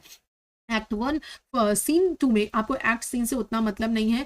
अभी तक सिर्फ एक बार एक्ट सीन से क्वेश्चन आया है, जनरली एक्ट और सीन से क्वेश्चन नहीं आता है। अगर आपको याद भी करना है तो बहुत फेमस जो प्ले हैं उनके आप याद कर सकते हो। उसके बाद नेक्स्ट देखिए, O how full of briars is this working day world. यानी यहाँ पर कहा जा रहा है, जो रोज़लिंड है वो कहती है कि ओ ये कामकाजी दुनिया कितनी कटीली है। फुल ऑफ बेरीज मीन्स क्या होता है, कटीली, जो झाड़ियां होती हैं कटीली है, यानी ये जो दुनिया है ना ये कितनी ज़्यादा वो चलती रहती है, तो उसके कपड़ों में क्या होते हैं, काँटे लग जाते हैं। तो उसी काँटों के रेफ़रेंस में वो बोलती है कि इन काँटों से भी ज़्यादा भरी हुई ये जो दुनिया है वो क्या है, कटीली है, जो कि फुल डे काम में, वर्क में लगी रहती है। क्योंकि यहाँ पर वो एक तरह से डबल मीनिंग दिखा रही है कि जो वर्क है, आप किस तरह के वर्क में लगे हुए हो, दूसरे को लूटने में, खसोटने में, उनको मारने में, इसी तरह के वर्क में आप दिखाते हो कि आप बहुत महान कार्य कर रहे हो। तो ये जो दुनिया है ना, वो कैसी है, इन काँटों से भी ज़्यादा क्या है, ये जो कामकाजी दुनिया है, जिसे आप वर्किंग डे वर्ल्ड बोलते हो, जो हर समय काम में बिजी रहती है, तो वो कामकाजी दुनिया क्या है, ये क्या है, कैसी है, बहुत ही फुल ऑफ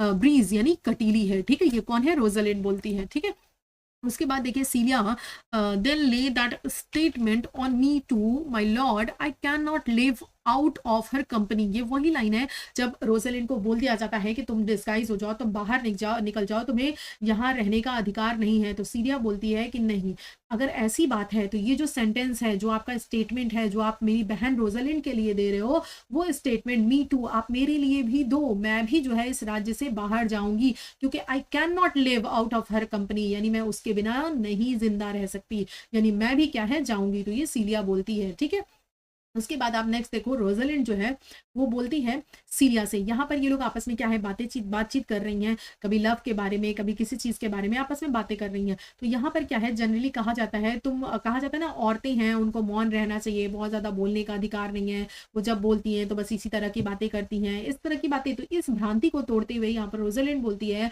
कि do you know I am a women, मैं एक औरत हूँ, भले ही मैं आदमी के वेश में हूँ, भले ही मैंने गैनिमेट बनी हूँ, भले ही मैं आदमी के कपड़े पहनी हूँ, बट मैं एक औरत हूँ।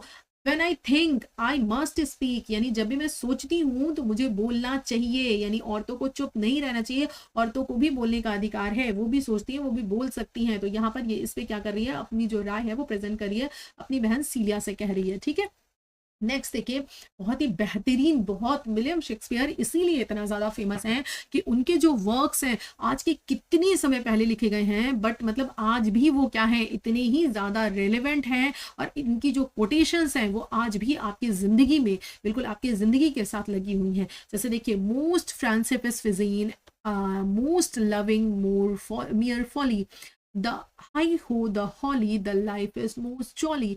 ये किसका स्टेटमेंट है, जो एमेंस है, जो गाने वगैरह गाता है ना, उसका स्टेटमेंट है। वो क्या बोलता है कि जो लोग आपसे बहुत ज़्यादा मित्रता दिखाते हैं ना, जो आपको बोलते हैं I am your bestie, I can do anything for you, वो क्या है, वो आपके लिए कुछ भी नहीं है, वो सिर्फ और सिर्फ महज दिखावा मात्र है। वो समय पड़ने पर सबसे पहले दुम दबाकर पीछे भागने वाले हैं, वो आपके साथ बिल्कुल नहीं खड़े रहने वाले हैं। तो जो मोस्ट फ्रेंडशिप होती है, यानी जो अपने आप को बहुत ज़्यादा फ्रेंडशिप दिखाते हैं, वो कैसे हैं, वो बिल्कुल दिखावा करते हैं। और जो मोस्ट लविंग होते हैं, यानी कि जो बहुत ज़्यादा आपसे प्रेम दिखाते हैं, अधिकांश प्रेम क्या है, वो मात्र मूर्खता है।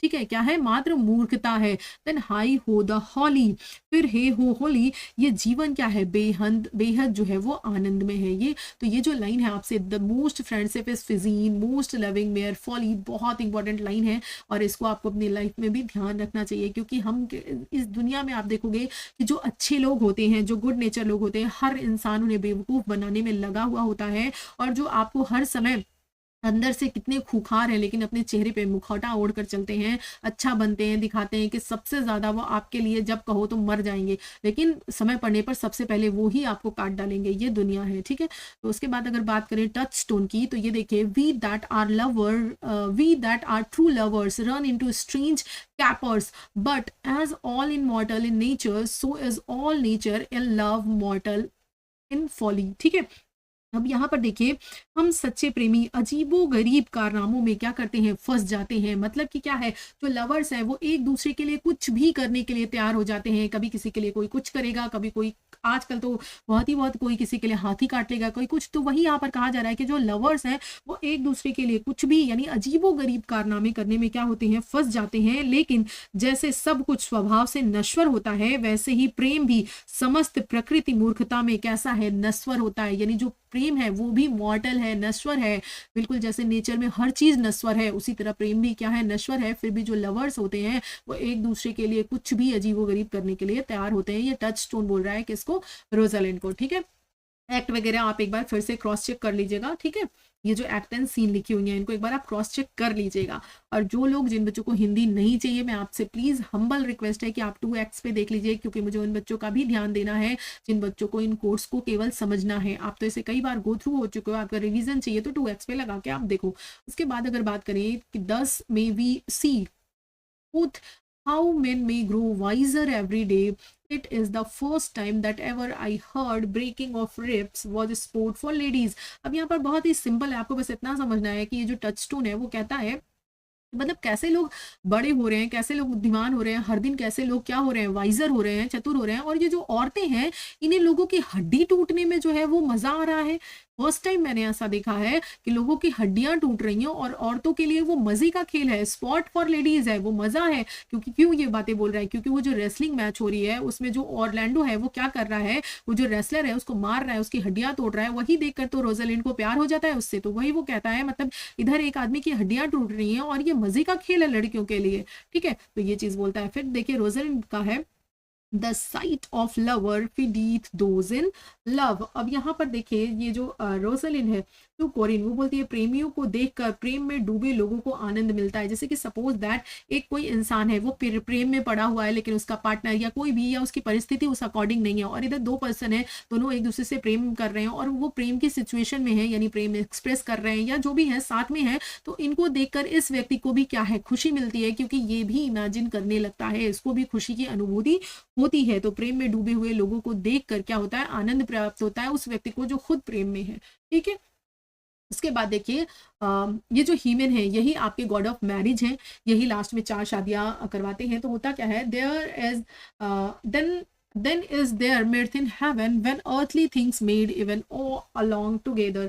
ठीक, तो ये कौन है, ये आपके हेमन बोलते हैं, यानी तब स्वर्ग में आनंद होता है जब सांसारिक चीजें आपस में मिलकर प्रायश्चित करती हैं। मतलब क्या, इन लोगों ने जितने भी कैरेक्टर्स थे, जिसने जो गलती की, एट लास्ट उन लोगों ने सबने प्रायश्चित कर लिया ना और एक दूसरे के साथ मिल गए। तो क्या होता है, तभी चीजें स्वर्ग में आनंदित हो पाती हैं। ये कौन बोलता है, हाइमन बोल रहे हैं। उसके बाद देखिए ये जो सीलिया है वो क्या है, उसका स्टेटमेंट है, वो क्या कर रही है, यानी यहाँ पर जो है आप देखोगे वो रोजलिन की ब्यूटी की तारीफ कर रही है। ये वो बोल रही है कि जो हेलेंस चीक है बट नॉट हर हर्ट, यानी हेलेन का जो साहस है लेकिन उसका हृदय नहीं, क्योंकि वो हृदय से कैसी थी हेलेन, आप समझ ही सकते हो, आपने पढ़ा है।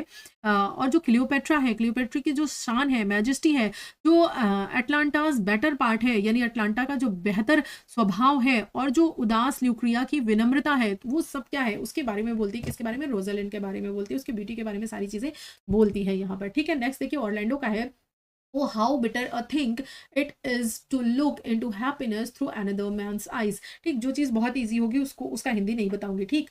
जैसे ये आप समझ ही सकते हो, ऑरलैंडो क्या बोलता है, ऑरलैंडो यहाँ पर जब ऑलिवर जो है ऑलिवर की सीलिया के साथ जोड़ी बन रही होती है तो इसको देखकर बड़ी तकलीफ होती है। इसे लगता है कि जो खुशी है उसको मतलब दूसरों की नज़रों से देखना कितना ज़्यादा दुखी है। सपोज दैट, अपने ऊपर मत लीजिएगा, बस एक एग्जांपल बताऊं, जैसे 2 लोग हैं, ठीक, एक फ्रेंड है दूसरा फ्रेंड है, दोनों सेम एग्जाम के लिए पढ़ाई कर रहे हैं, इसका सिलेक्शन नहीं होता और इसका सिलेक्शन पहले हो जाता है, होता है इसका भी है लेकिन बाद में होता है, लेकिन पहले इसका सिलेक्शन हो जाता है। तो ये खुश है, ये इस खुशी को ये भी चाहता है, लेकिन जब ये इस खुशी इसके पास पहले आ जा रही है तो इस व्यक्ति को क्या होता है, काफी ज्यादा दुख होता है ना। तो वही चीज वो बोल रहा है कि जो खुशी आप चाहते हो उस खुशी को किसी और की आंखों से देखना, उसके पास पहले देखना क्या है, बहुत ज्यादा बिटर होता है, बहुत ज्यादा दुखी महसूस कराता है, ऑरलैंडो बोलता है। उसके बाद देखिए good wives need no horns.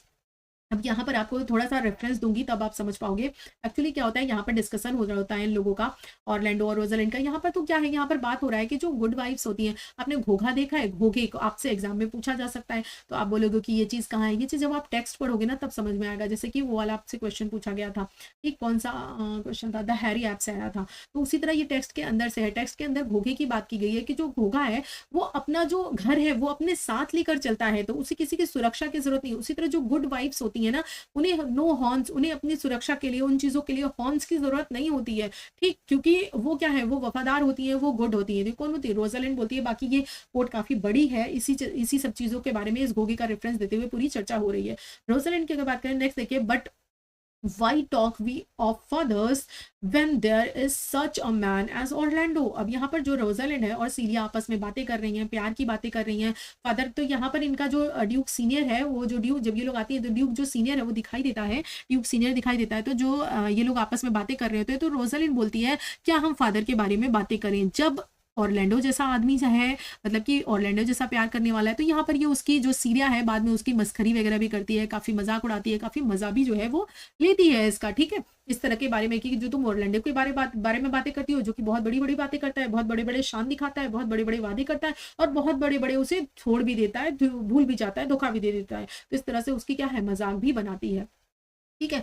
Next देखिए, अब आपका ये जो 2 सॉन्ग हैं, बहुत-बहुत मोस्ट इम्पोर्टेंट की कैटेगरी में मैं रखूँगी, बहुत बार एग्ज़ाम में पूछा जाता है, तो ध्यान रखिएगा। ये एमिन्स का सॉन्ग है और फर्स्ट सॉन्ग है। इसको क्या बताऊँ, बस बता देती हूँ किस रेफरेंस में है कि under the greenwood tree who loves to lie with me and turn his merry note unto the sweet bird's throat come hither hither hither. तो यहाँ पर क्या है, एक्चुअली बात की जा रही है, नेक्स्ट आपका जो ब्लो ब्लो है, यहाँ पर बात की जा रही है कि ये जो सॉन्ग है, मतलब ये जो अंडर द ग्रीनवुड ट्री, ये जो ग्रीनवुड ट्री है, ये जो जंगल है, ये जो हरियाली है ना, ये क्या है, ये हरे भरे जो वृक्ष हैं, इनमें आप मेरे साथ आओ, यहाँ पर लेटो। Who loves to lie with me, यहाँ पर मेरे साथ जो है वो क्या है, लेटना पसंद करता है और अपनी खुशी को मीठे पक्षी के गालों की ओर नहीं मोड़ता, इधर आओ आओ। यानी यहाँ पर ये दिखाया जा रहा है कि ये जो ट्री है, ये जो ग्रीनरी है, इस प्रकृति में, नेचर में यहाँ पर रहना कितना अच्छा है, कितना अच्छा लगता है। तो इन चीज़ों के बारे में एमएस जो है ये सॉन्ग गाता है। उसके बाद जो है ये आप ये नेक्स्ट देखो, ये क्या है आपका blow blow the winter wind.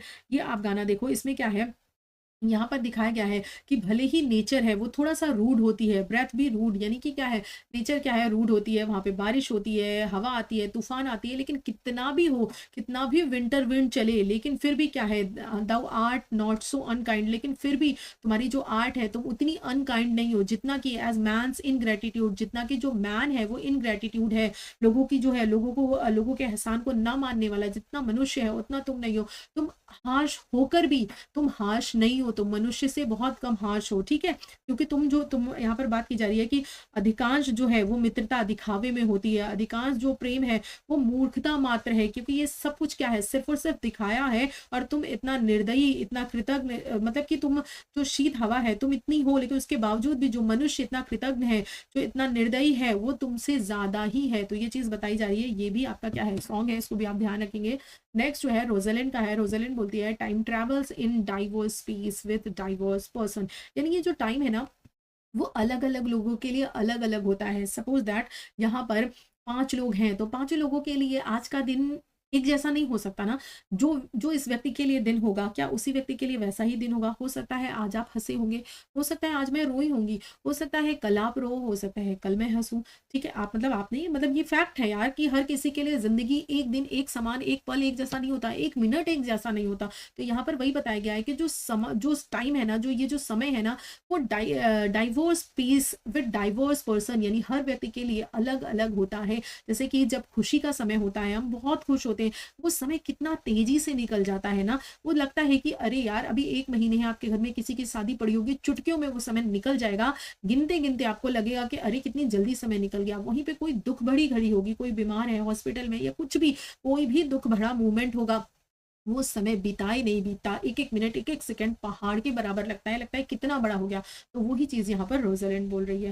Next देखिए, अब ये जो है ये भी रोजालिंड बोलती है। यहाँ पर देखिए रोजालिंड बोलती है men are April when they woo, यानी कि जो मनुष्य हैं, जो आदमी होते हैं, वो क्या करते हैं, वो जब वादे करते हैं, वो प्रेम के जब नए नए होते हैं, जब वो अपना प्रेम जाहिर करते हैं, जैसे आप कह सकते हो कि वो अपना प्रेम एक्सप्रेस कर रहा है, या हम क्या कहते हैं उसको यार, प्रपोज। जब वो प्रपोज करते हैं तो वो कैसे होते हैं, बिल्कुल अप्रैल महीने के तरीके से होते हैं, यानी बहुत ज्यादा जोश होता है उनके अंदर, बहुत ज्यादा जुनून होता है, लगता है कि अपनी प्रेमिका के लिए कुछ भी कर जाएंगे, ऐसे होते हैं। लेकिन दिसंबर व्हेन दे वेड, लेकिन जब उनकी शादी हो जाती है तो वो कैसे हो जाते हैं, बिल्कुल दिसंबर के तरीके हो जाते हैं, यानी बिल्कुल ठंडे हो जाते हैं, नीरस हो जाते हैं। ऐसा लगता है अब उनकी वही वाइफ, अब उनकी पता नहीं क्या ही हो गई है, उनके अंदर इतनी नीरसता आ जाती है शादी के बाद। ठीक है, वहीं पर सेम उन्होंने औरतों के बारे में भी बताया है कि जो मेडेन्स होती हैं are May when they are married, जब वो मेड्स होती हैं, यानी ये जब वो क्या होती है, जब उनकी शादी नहीं हुई होती है, जब वो कुंवारी होती है, तो वो कैसी होती है, मई महीने की तरह होती हैं।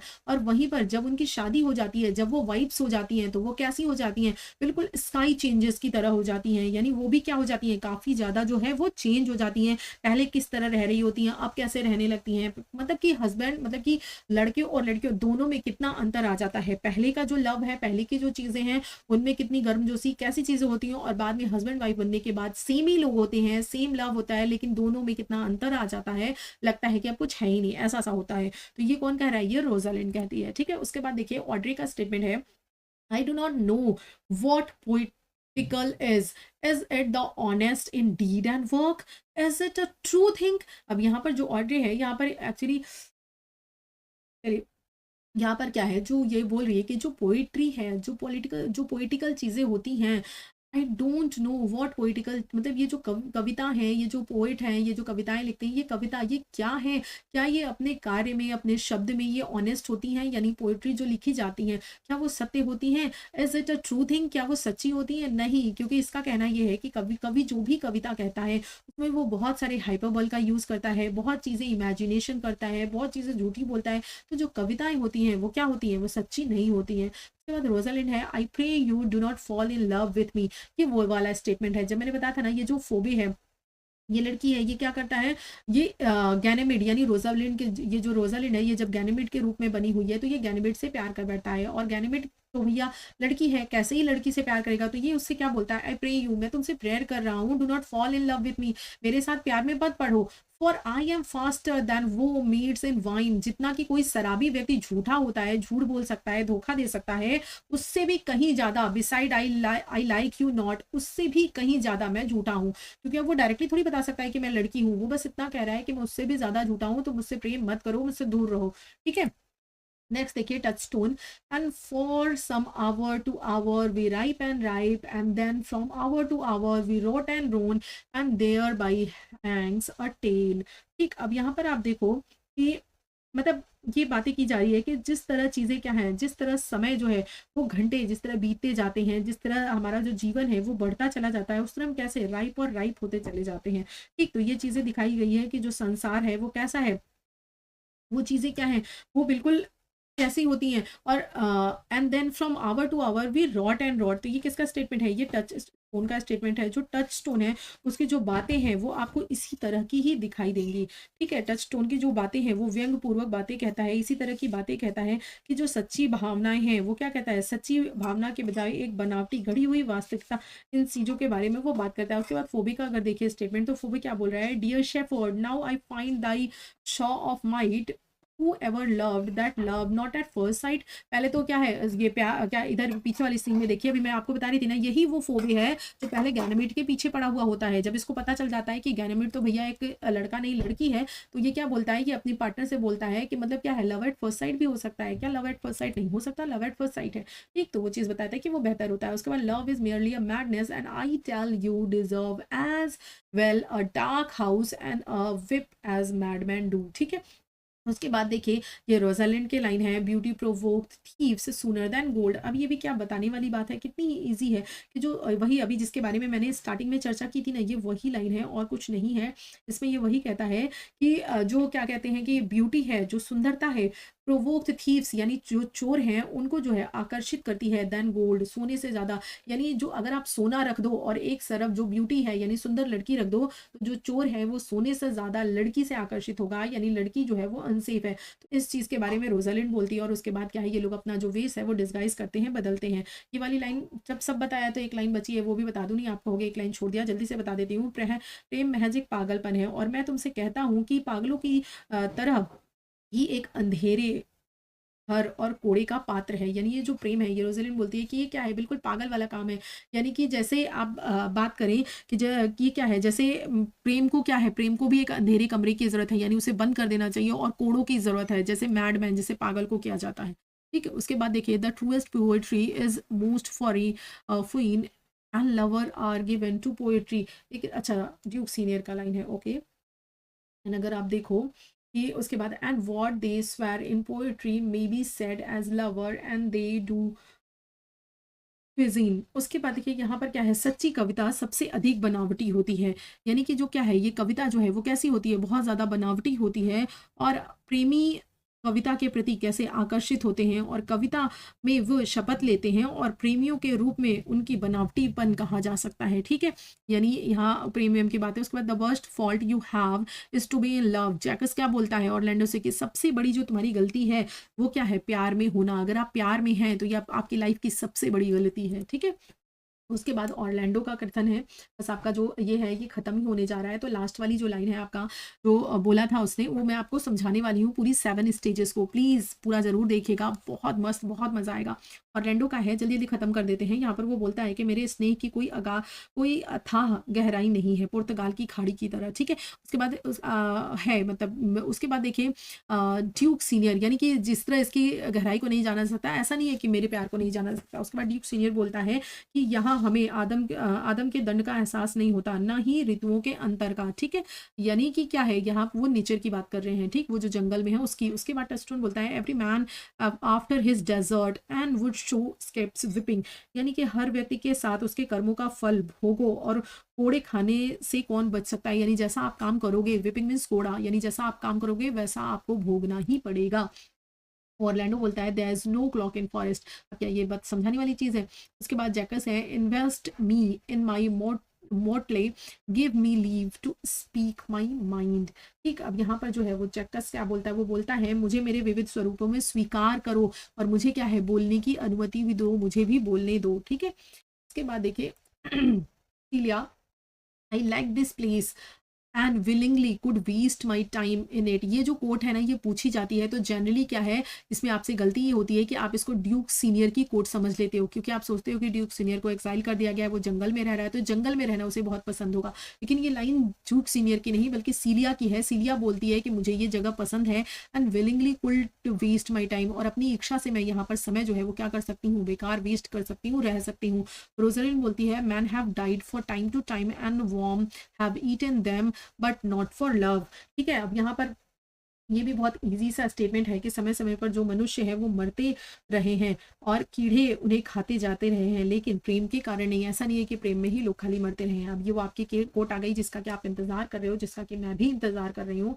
बहुत ही बेहतरीन लाइन्स है। यहाँ पर पूरी जो जिंदगी है उसे 7 स्टेजेस में बांट दिया गया है कि आपकी जो जिंदगी है उसमें 7 स्टेज आते हैं। तो यहाँ पर बताया गया है कि ऑल द वर्ड्स स्टेज, ये जो पूरा का पूरा संसार है, ये जो पूरी दुनिया है, ये क्या है, एक स्टेज है, एक रंगमंच है कि यहाँ and all the mens and womens merely players, और आज जो सारे के सारे आदमी और औरत हैं वो क्या है, वो प्लेयर हैं, वो अपना रोल करने आए हैं। यानी वो हीरो हैं, हीरोइन है, विलेन है, कुछ भी है, वो अपना रोल प्ले करने आए हैं। They have their exit and their entrance, यानी उनकी एंट्री, उनका आना और उनके जाने दोनों के रास्ते नियत है, वो आते हैं जाते हैं। And one man in his time plays many parts, और एक जो व्यक्ति है वो क्या करता है, अपनी पूरी जिंदगी में कई पार्ट वो निभाता है। हिज एक्ट बीइंग 7 एजेस, और क्या है उनकी जो एक्ट है वो क्या है, 7 एजेस, 7 आपको दिखाई गई है, 7 एजेस। एट फर्स्ट, पहली जो एज है वो क्या है, इन्फेंट की है। क्या पहली एज में क्या होते हो, इन्फेंट होते हो, बच्चे होते हो। मैं यहाँ लिखती चल रही हूँ, पूछा जा सकता है आपसे। फर्स्ट स्टेज कौन सी है, इन्फेंट की है, जिसमें आप क्या करते हो, mowing and pulling in the nurse arm, यानी कि आप नर्स की बाहों में क्या करते हो, सोते हो, रोते हो, उल्टी करते हो, ये सारी चीजें आप करते हो। And then the whining school boy, second जो आपकी स्टेज है वो किसकी है, स्कूल बॉय की है। यानी आप बड़े हो जाते हो, फिर स्कूल जाने लगते हो, आप स्कूल बॉय बन जाते हो, यानी आप थोड़े बड़े बच्चे बन जाते हो। उस समय आप क्या करते हो, with his satchel and shining morning face creeping like snail unwillingly to school, यानी कि क्या है, वहां पर आप क्या करते हो, आप चमकते हुए चेहरे के साथ, अपने थैले के साथ, यानी आपका जो स्कूल बैग है उसके साथ आप क्या करते हो, बिल्कुल अनिच्छा से, किसी भी बच्चे की अनविनिंगली, यानी वो इच्छा से तो स्कूल नहीं जाता, यानी वो क्रीप करता है लाइक स्नेल, किसकी तरह, स्नेल की तरह, जैसे वो बिना इच्छा के चल रहा हो उसी तरह ये बच्चा भी बिना इच्छा के क्या करता है, स्कूल जाता है, रेंगता है, ठीक है। तो देखिए पूरी कोट को कौन आपको बताएगा, यार मैं बता रही हूँ इतनी चीजें, ट्रस्ट में आप पेड बैच लेकर के देख लीजिए, रेयरली आपको मिलेगी। मैं ये तो नहीं कह रही हूँ नहीं मिलेगी, मैं ये नहीं कह रही मैं ही दुनिया में सबसे महान हूँ, नहीं, बहुत सारे लोग हैं पढ़ा रहे हैं, लेकिन आपको रेयरली मिलेगी। ये चीजें आपको फ्री में मिल रही है, तो वैल्यू कीजिए। जिन लोगों ने इस चैनल पे एल्टी ग्रेड की चीजें ये सोचकर देखी होगी फ्री में फालतू मिल रही है, क्या है, उन्होंने खुद देखा होगा कि कितने सारे क्वेश्चंस इस यहाँ के एलटी ग्रेड के जो बैच मैंने पढ़ाए हैं मुझसे फंसे हुए थे। तो इसको सीरियसली लीजिए और पढ़ लीजिए, ट्रस्ट में चीज़ें आपके काम आएंगी। पढ़िए, मैक्सिमम प्रैक्टिस कीजिए, मैक्सिमम रिवीजन करिए और सिलेक्शन लीजिए। एंड देन अ लवर, उसके बाद आप क्या है, आप बच्चे होते हो, स्कूल बॉय बनते हो। थर्ड जो चीज़ आपकी क्या है, आप लवर बनते हो। ठीक है, फिर आप जब लवर बन जाते हो क्या करते हो, sighing like furnace with a woeful ballad made to his mistress eyebrow. इसके बाद आप क्या करते हो, आप क्या है, भट्टी की तरह आहें भरते हो। लगता है कि अपने बिलव्ड के बिना क्या कर रहे हो, बिल्कुल जल मर रहे हो। भट्टी की तरह आहें भरते हो, अपनी प्रेमिका की बाहों में एक दुख भरी गाथा गीत कर क्या करते हो, गाते हो। ठीक है, बैलेड यानी गाता गाना गाते हो। ठीक, तो ये मिस्ट्रेस आई इस तरह देकर पूछा जा सकता है। मैं क्यों आपको बता रही हूँ, पागल थोड़ी हूँ। अगर आपके इस एग्जाम नहीं तो किसी एग्जाम में आप कुछ भी पढ़ रहे हो, जीआईसी पढ़ रहे हो, टीजीटी में नहीं पूछेगा तो जीआईसी पूछेगा। मैं इतना डेप्थ में इसलिए जा रही हूँ क्योंकि मैं जीआईसी को भी फोकस कर रही हूँ, मैं आपके मेंस को भी फोकस कर रही हूँ। एलटी ग्रेड के मेंस में भी आ सकता है, अगर मतलब इनकी राइटिंग स्टाइल से पूछना चाहेगा। वैसे तो ये वर्क प्रिस्क्राइब नहीं है, लेकिन विलियम शेक्सपियर प्रिस्क्राइब है ना, तो उनकी राइटिंग स्टाइल से चीजें पूछी जा सकती हैं। प्लस आपका टीजीटी पीजीटी है ही, तो इन चीजों आपसे पूछा जा सकता है। ये लाइन दे देगा यहाँ से यहाँ तक और बताएगा कि ये लाइंस किसके लिए आई है, किन स्टेज के लिए आई हुई है। जो 7 स्टेजेस हैं उनमें से किस स्टेज के लिए ये लाइन बोली गई है। तो आपको यहाँ पर लवर पता होना चाहिए, तब पता होगा जब आप पढ़े रहोगे। जब आप खाली 7 स्टेजेस रन करके चले जाओगे तो आप ये डेप्थ वाले क्वेश्चन कैसे कर पाओगे, बताओ मुझे। उसके बाद नेक्स्ट जो आपकी 4th स्टेज होती है वो कौन सी होती है, वो आपकी सोल्जर की होती है। किसकी होती है, सोल्जर की होती है 4th स्टेज। ठीक है, यानी विचित्र शपथों से परिपूर्ण और तेंदुए जैसी दाढ़ी वाले, मतलब आप क्या है, इस शालू तेज अचानक होते हो। आप प्रतिष्ठा की तलाश में होते हो। आप चाहते हो क्या कि मेरी रेपुटेशन बने, उसके लिए आप कुछ भी करने के तैयार हो जाते हो। आप बिल्कुल लड़ाकू की तरह लड़ने के लिए, अपने शान प्रतिष्ठा, अपने देश के लिए, सम्मान के लिए लड़ने के लिए तैयार हो जाते हो। यानी आपकी कौन सी स्टेज है, सोल्जर की स्टेज है। उसके बाद फिर आपकी कौन सी स्टेज आती है, जस्टिस की।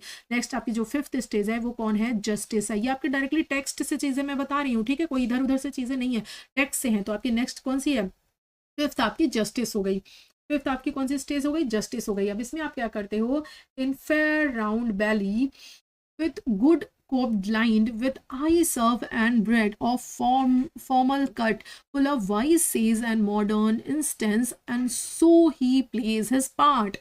आगे क्या होता है कि गोल मटोल पेट में अच्छे मुर्गे की खाल भरे हुए, गंभीर आंखों और सलाकीदार दाढ़ी के साथ ज्ञान भरी कहावतें, आधुनिक उदाहरण से भरपूर और इसी तरह की आप भूमिका निभाते हो। यानी क्या है, जब आप सोल्जर से आगे बढ़ते हो तो आप क्या है, दाढ़ी वाड़ी रखा लेते हो और लोगों को ज्ञान बांटते फिरते हो। एक एज आती है ना जो आप बूढ़े भी नहीं हो और एकदम जवान भी नहीं हो, तो बीच वाली जो एज है, आप क्या करते हो, आपने जो भी जीवन में एक्सपीरियंस लिया, जो भी क्या है, आप लोगों को ज्ञान बांटते फिरते हो। ये कर लो, वो कर लो, ये अच्छा नहीं है, ये बुरा नहीं है।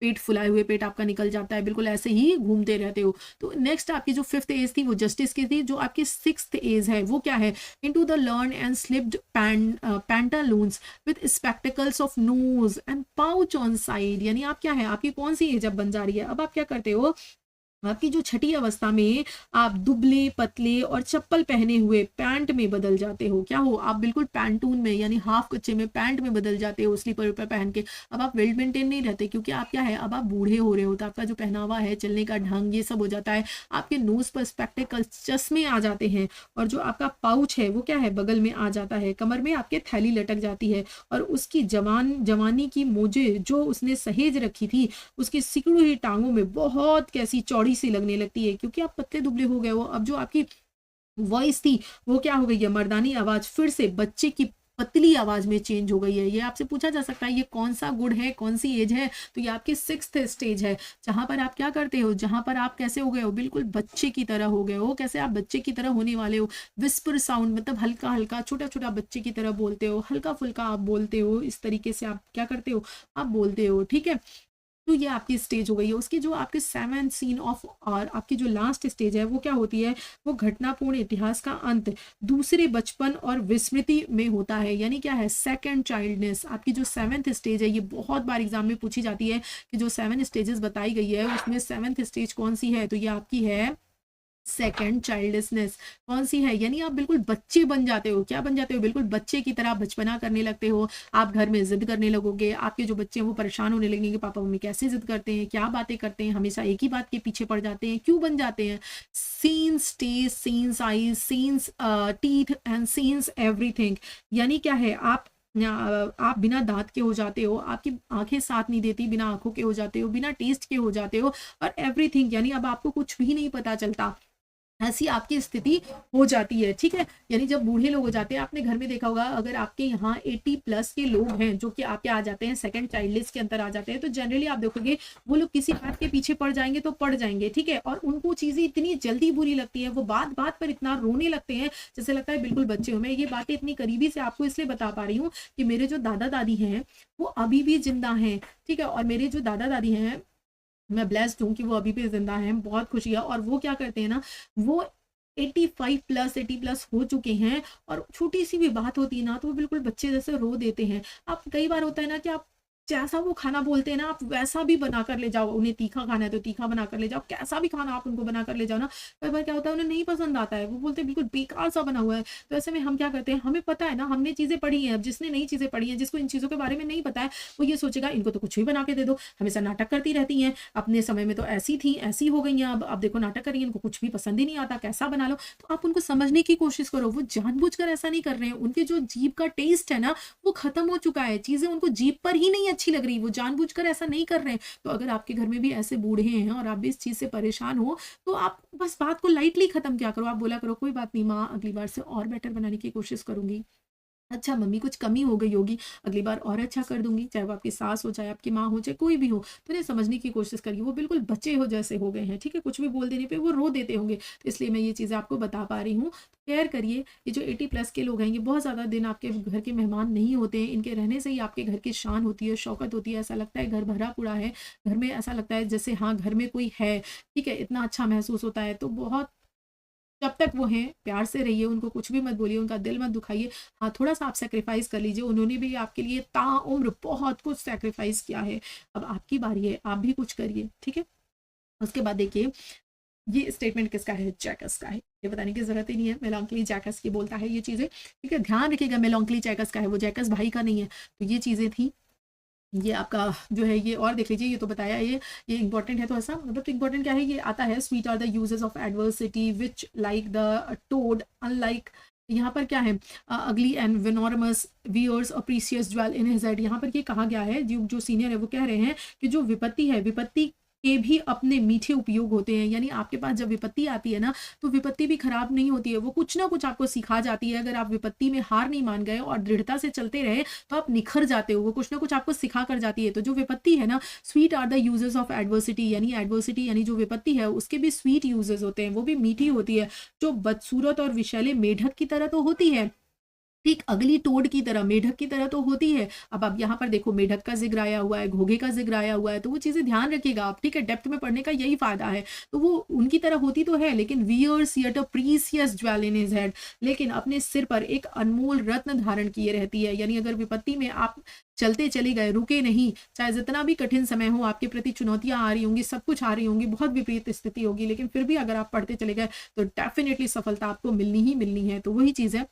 नेक्स्ट जो है वो आप कह रहे हैं लास्ट है ये आपका, इसके बाद शायद एक पेज और होगा, उसके बाद लास्ट है, नहीं लास्ट नहीं है यार, आई एम सॉरी, लास्ट नहीं है, आपको थोड़ा 10 से 15 मिनट और देना पड़ेगा, क्योंकि मैं आपको और भी प्रीशियस चीज़ देना चाहती हूँ। मैं चाहती हूँ कि मेरा बच्चा जो मुझे समय दे रहा है, वो ट्रस्ट मी, वो मुझे अपने पैसे से ज़्यादा वैल्यूएबल चीज़ दे रहा है, क्योंकि आपकी ज़िंदगी में कुछ भी सबसे ज़्यादा कीमती है ना, वो है आपका वक्त। और आप मुझे पैसे से ज़्यादा कीमती चीज़ दे रहे हो यार, अपना वक्त दे रहे हो, और बदले में मैं आपको वसूल कर ऐसा देना चाहती हूँ कि आपको भी लगे कि हाँ, पढ़ा तो कुछ गेन किया। ठीक, तो वो चीज़ें आपको कुछ एक्स्ट्रा चीज़ें भी मुझे बतानी है, तो उसके लिए रुकिएगा थोड़ा।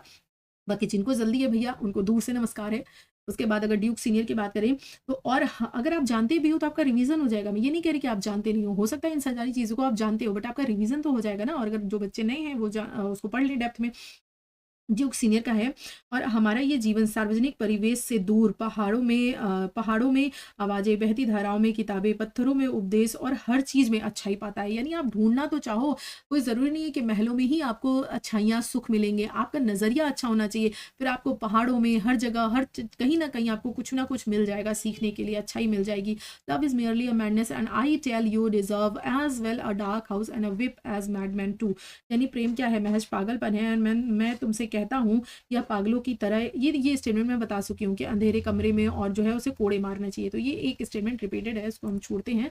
अब आपका ये पूरा कोटेशंस खत्म हो गई है। अब मैं आपको कुछ जो है वो क्या चीज़ें बता देती हूँ, एक्स्ट्रा चीज़ें जो है वो बता देती हूँ, ठीक है?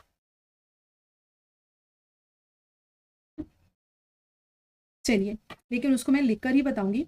क्योंकि ये जो एक्स्ट्रा चीज़ें हैं ना, उनकी मैं पीपीटी नहीं बनाई हूँ और ना ही आगे मैं बनाऊँगी पीपीटी। उन चीज़ों को आपको लिख कर ही देखना पड़ेगा या बोलकर ऐसे सुनना पड़ेगा, ठीक? वो चीज़ें मैं आपको ऐसे ही बताऊँगी और हर वीडियो में बताऊँगी उन चीज़ों को, क्योंकि देखिए अभी है कुछ अपना पर्सनल मैटर है जिस वजह से मैं ऐसा कर रही हूँ। बट आपको चीज़ें बस ये ध्यान रखनी है। अब देखिए आपसे क्या है, जो क्रिटिसिज्म पूछा जाता है ना, क्रिटिकल कमेंट्स, वो सिर्फ आपके जो विलियम शेक्सपियर हैं उन्हीं के बारे में नहीं पूछा जाता। उनके जो प्ले हैं, चाहे वो हैमलेट है, चाहे कोई भी प्ले है, उसके बारे में जो क्रिटिक्स ने कमेंट्स दिए ना, वो भी पूछे जाते हैं। तो वही आपको बताने वाली हूँ। आपका फर्स्ट जो कमेंट है वो किसका है? डॉक्टर जॉनसन का है। और डॉक्टर जॉनसन का है तो इट मीन्स कि वो क्या है, जॉनसन का है, वो क्या है, इंपॉर्टेंट है, ठीक है? देखिए जल्दी जल्दी मैं लिख रही हूँ, एक आध स्पेलिंग अगर इधर उधर हो गई तो प्लीज़ एक्सक्यूज़ मी। चलिए, बाकी देखिए ध्यान रखूँगी मैं उस चीज़ का। इन्होंने क्या कहा है कि एज़ यू लाइक इट क्या है, पूरा लंबा नहीं लिखूँगी, बस क्या कहा है वो बताऊँगी, बाकी आप ऐड कर लीजिएगा। इन्होंने बोला है कि जो doctor Johnson says as you like it is wild and pleasing comedy. तो क्या बोला है, अगर आपसे एग्ज़ाम में आ सकता है कि वाइल्ड एंड प्लीज़िंग कॉमेडी किसने बोला है? किसने बोला है वाइल्ड एंड प्लीज़िंग कॉमेडी? तो किसने बोला है? आपके डॉक्टर जॉनसन ने बोला है कॉमेडी, राइट? उसके बाद सेकंड कोट पे चलते हैं। सेकंड जो कोट है वो किसका है? चार्ल्स लैम्ब का है। किसका? CHARLES, Charles lamb, right? Charles lamb का है।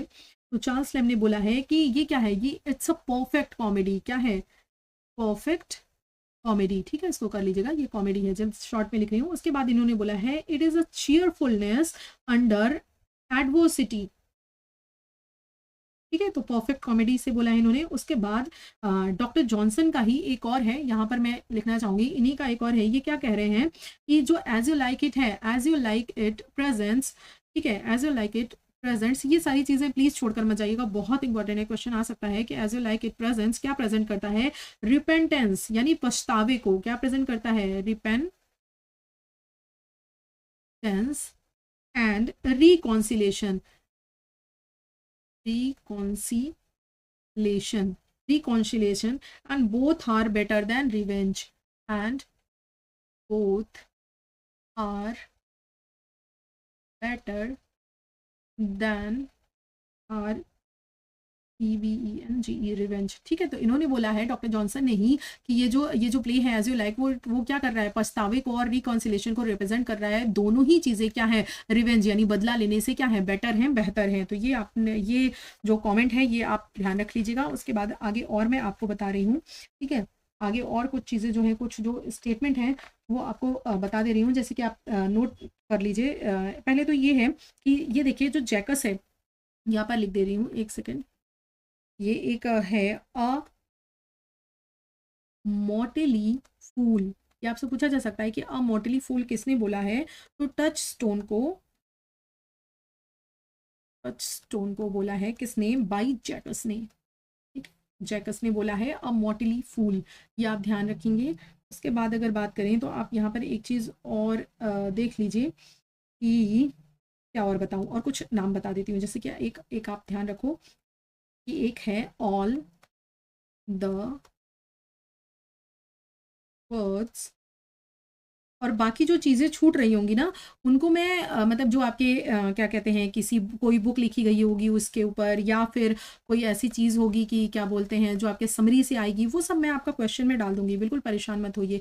तो all the world's a grave, यानी कि ग्रेव है, क्या है? ये किसने कहा है? अ न्यू प्ले, ये किसका है? जॉन रीड का है। अब अपना जो भी आपने पेड अगर लिया है तो उससे मैच कर लीजिएगा, क्या मेरा मैटर उससे कम है? प्लस ही पड़ेगा गारंटीड, उससे कम तो नहीं पड़ेगा, इस बात की गारंटी है। Next, all the world's a stage, ये किसने बोला है? All the world's a stage, ठीक, ये किसका है? ये जो all the world's a stage है, अ नॉवल इन 5 एक्ट, ये आपका 5 एक्ट का नॉवल है, 2011 में आया है। ये किसके द्वारा है? ये है आपका क्रेटचेन